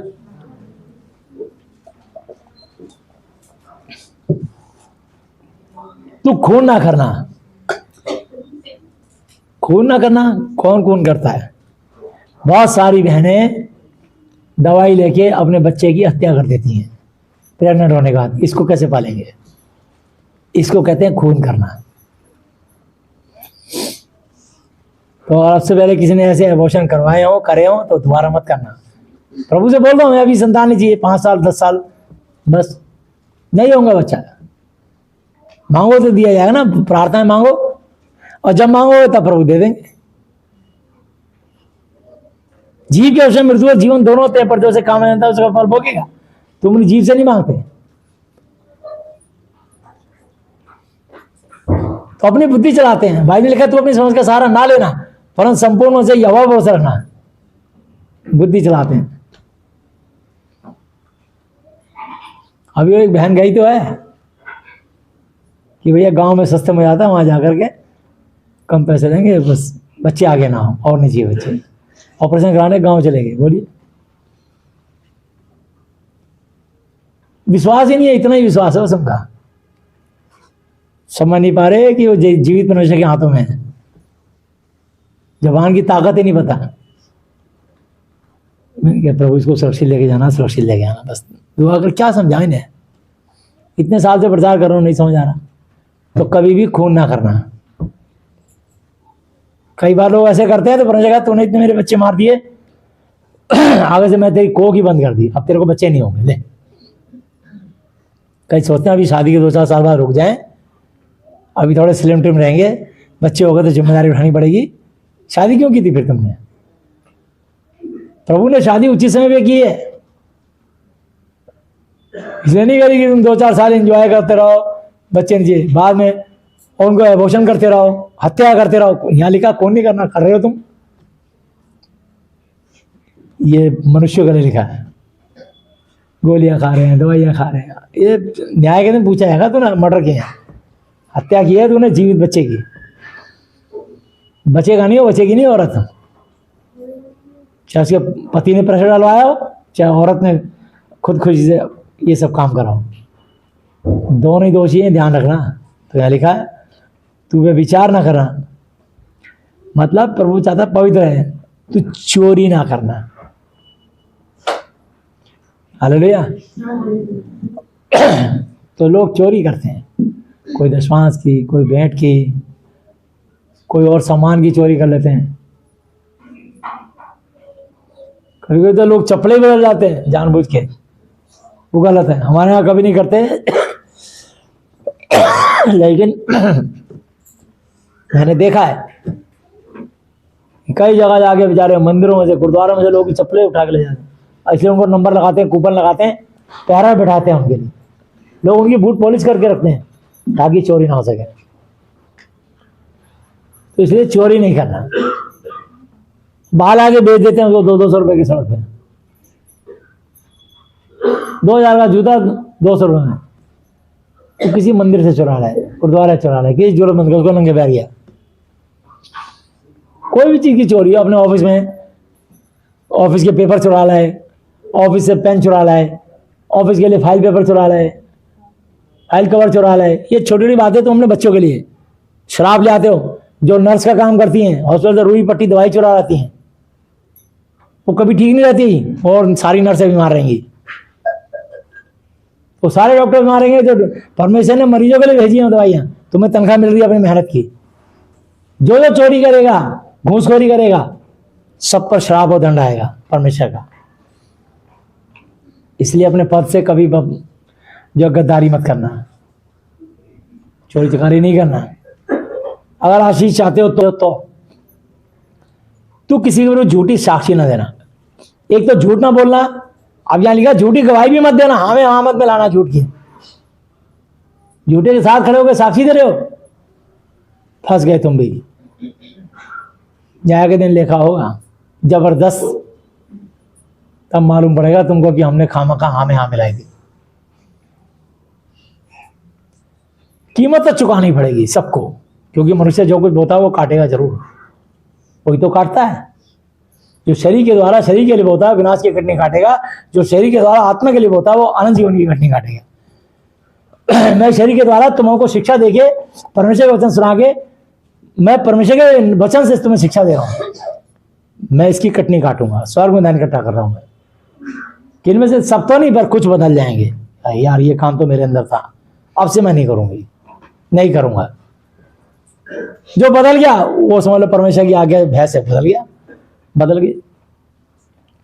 और तू किसी के घर का लालच ना करना, किसी की प्रॉपर्टी का लालच नहीं करना, ना किसी की औरत का लालच करना, स्त्री का, और ना किसी के दास दासी का बैल गधे का, ना किसी की किसी वस्तु का लालच करना, कभी लालच नहीं करना। हालेलुया। इसलिए चोरी हीरे की करो या खीरे की, 1 पैसे की करो या 1 लाख की, गुनाह तो गुनाह ही है।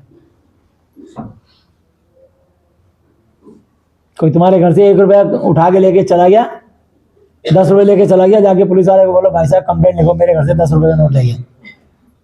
वो कहेगा यार इतने तो पेपर खर्च जाएंगे, तुम मुझसे 100 रुपए ले ले, मैं नहीं कोर्ट में होगा। इसको दर्ज ही नहीं करेगा, FIR दर्ज नहीं करेगा। कौन मुकदमा चलाएगा 1 रुपए के लिए, 10 रुपए के लिए? लेकिन महाप्रभु के यहाँ 1-1 पाई का भी हिसाब होगा, ये याद रखना। जिसने किसी का लेके खा लिया, देने की सोच ही नहीं रहे, कोई बात नहीं, न्याय के दिन सब पता लग जाएगा। वो तो बाद में पता लग गया, यहीं पे तुम्हारे आशीषें रुकनी शुरू हो जाएंगी, तुम घेरा गंदी में आ जाओगे। तुमने चकमा दे दिया अपने विश्वासी भाई को, विश्वासी बहन को, तुम यहीं फंस जाओगे। झूठ बोल के अपना काम निकाल लिया, तुमने यहीं शैतान को जगह दे दी। शैतान शेर की ना इस खोज में रहता किसको फाड़ता है, जो वचन ना माने। तुमने यहीं पे मौका दे दिया शैतान को फाड़ने का, और न्याय के दिन तो होगा ही होगा। हालेलुया। इसलिए इब्रानी 9:27 भी पढ़ लेते हैं।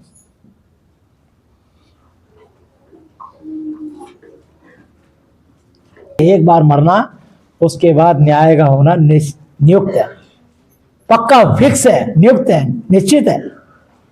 न्याय जरूर होगा सबका, मेरा भी और आपका भी। एक एक छोटी छोटी बड़ी से बड़ी बात होगा।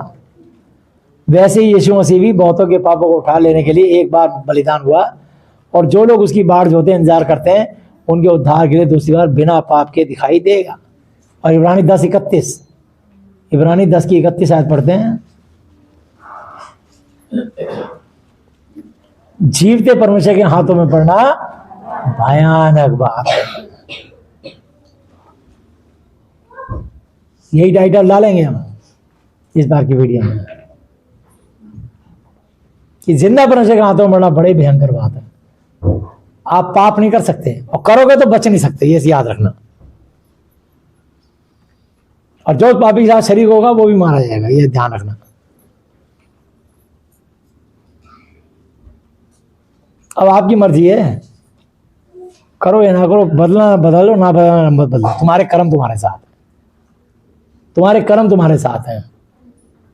मैं अपने कर्मों का लेखा दूंगा, मेरी पत्नी अपने कर्मों का लेखा देगी, मेरे बच्चे अपने कर्मों का लेखा देंगे, तुम अपने कर्मों का लेखा दोगे।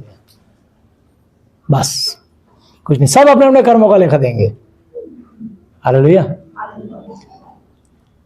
और कई लोग बड़ा सोच रहे ना पैसे के ऊपर। पहला यूहन्ना की पत्री,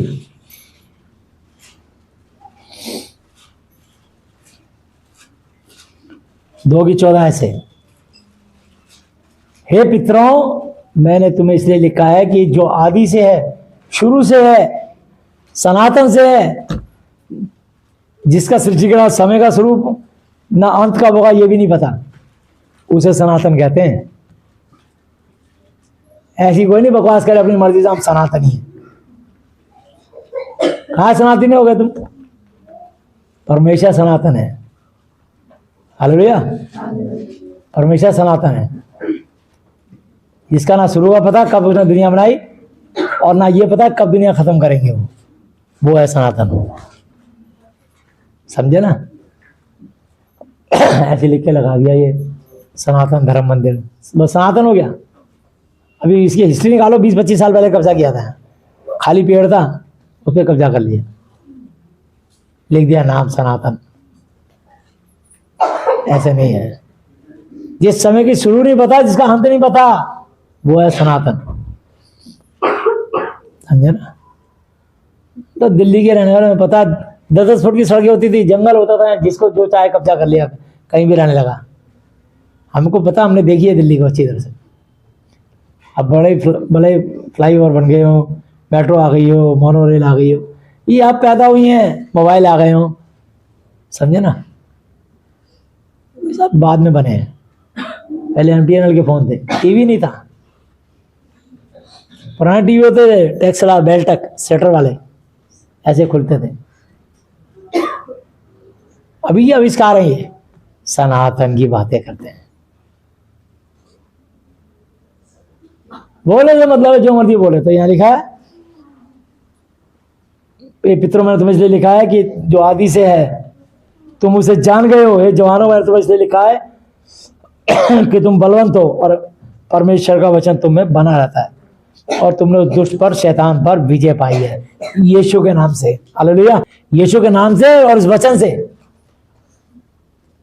इसलिए लिखा है ना याकूब पत्री 4:7 आयत पे, तुम परमेश्वर के अधीन हो जाओ, वचन के अधीन हो जाओ और उस वचन को लेकर शैतान का सामना करो तो तुम्हारे पास से भाग निकलेगा।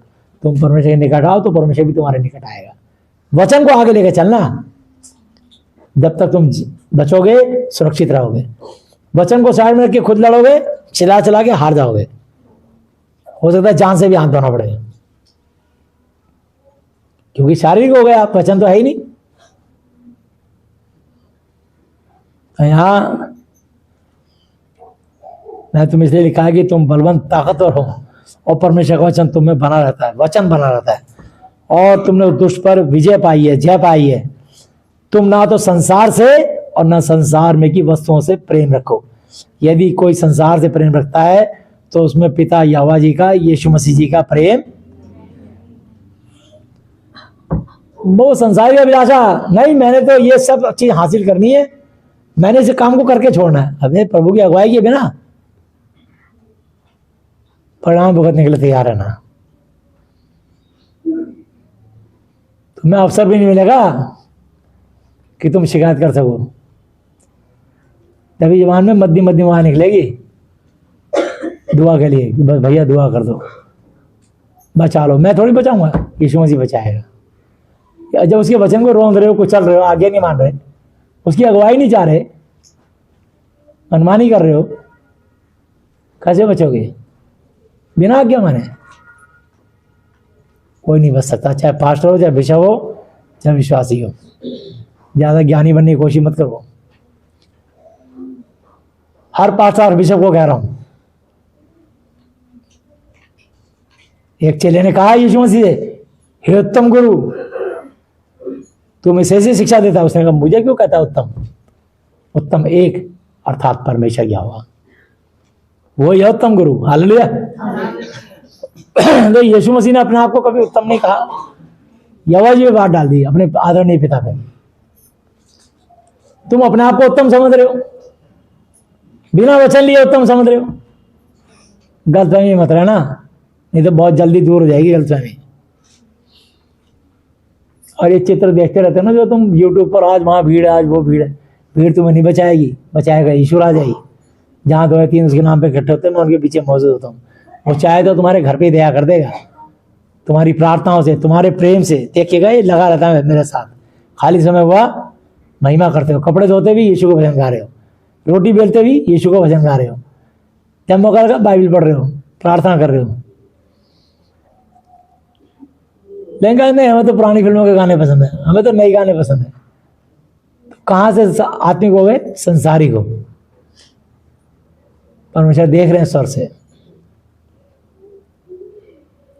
मतलब कानों में किसकी आवाज आ रही है? संसारी गानों की। बाइबल से नहीं बने वो गाने, इनमें सामर्थ्य नहीं है, वचन में सामर्थ्य है, वचन ही परमेश्वर है। इसलिए यदि कोई संसार से प्रेम रखता तो उसमें पिता का प्रेम नहीं है, क्योंकि जो कुछ संसार में है अर्थात शरीर की अभिलाषा, शरीर की इच्छा संसारी होती है। आंखों की अभिलाषा और जीविका कमाई का घमंड वो पिता की ओर से, परमेश्वर की ओर से नहीं है, परंतु संसारी की ओर से। तुम क्या सोचते हो? तुम ही पैसे वाले हो? अरे टाटा, बिरला, डालमिया, अंडानी, अंबानी और पता नहीं कितने सारे धन्ना सेठ बैठे हैं जिनके अरबों खरबों खरबों खरबों रुपया है, जो यीशु को मानते भी नहीं। धन यहोवा की आशीष से मिलता है और उसके बाद दुख नहीं मिला था। तो जो प्रभु की ओर से जिसका पैसा होगा उसमें दुख नहीं होगा। जो अपनी बुद्धि कमा के इधर तिकड़ा में ला के पैसा कटे उसमें बहुत परेशानियां होंगी। आए दिन अपमान, बेइज्जती, जलालत, छीटाकशी, तकलीफें रोज लड़ रहे होंगे वो। और स्वर्ग में ऊंट तो सुई के नाके से निकल सकता है, परंतु धनी आदमी स्वर्ग में कभी प्रवेश नहीं कर सकता। इस चंचल धन में सिर्फ इस वचन में भरोसा रखना। हालेलुया। और संसार, उसकी अभिलाषाएं दोनों मिटते जाते हैं, पर जो परमेश्वर की इच्छा पर चलता है, उसके वचन, उसकी शिक्षा पर चलता है, चलती है, वह अनंत काल तक सर्वदा बना रहेगा, जीवित रहेगा। आमीन। हालेलुया। दूसरा ग्रंथी 13:14 पढ़ते हैं।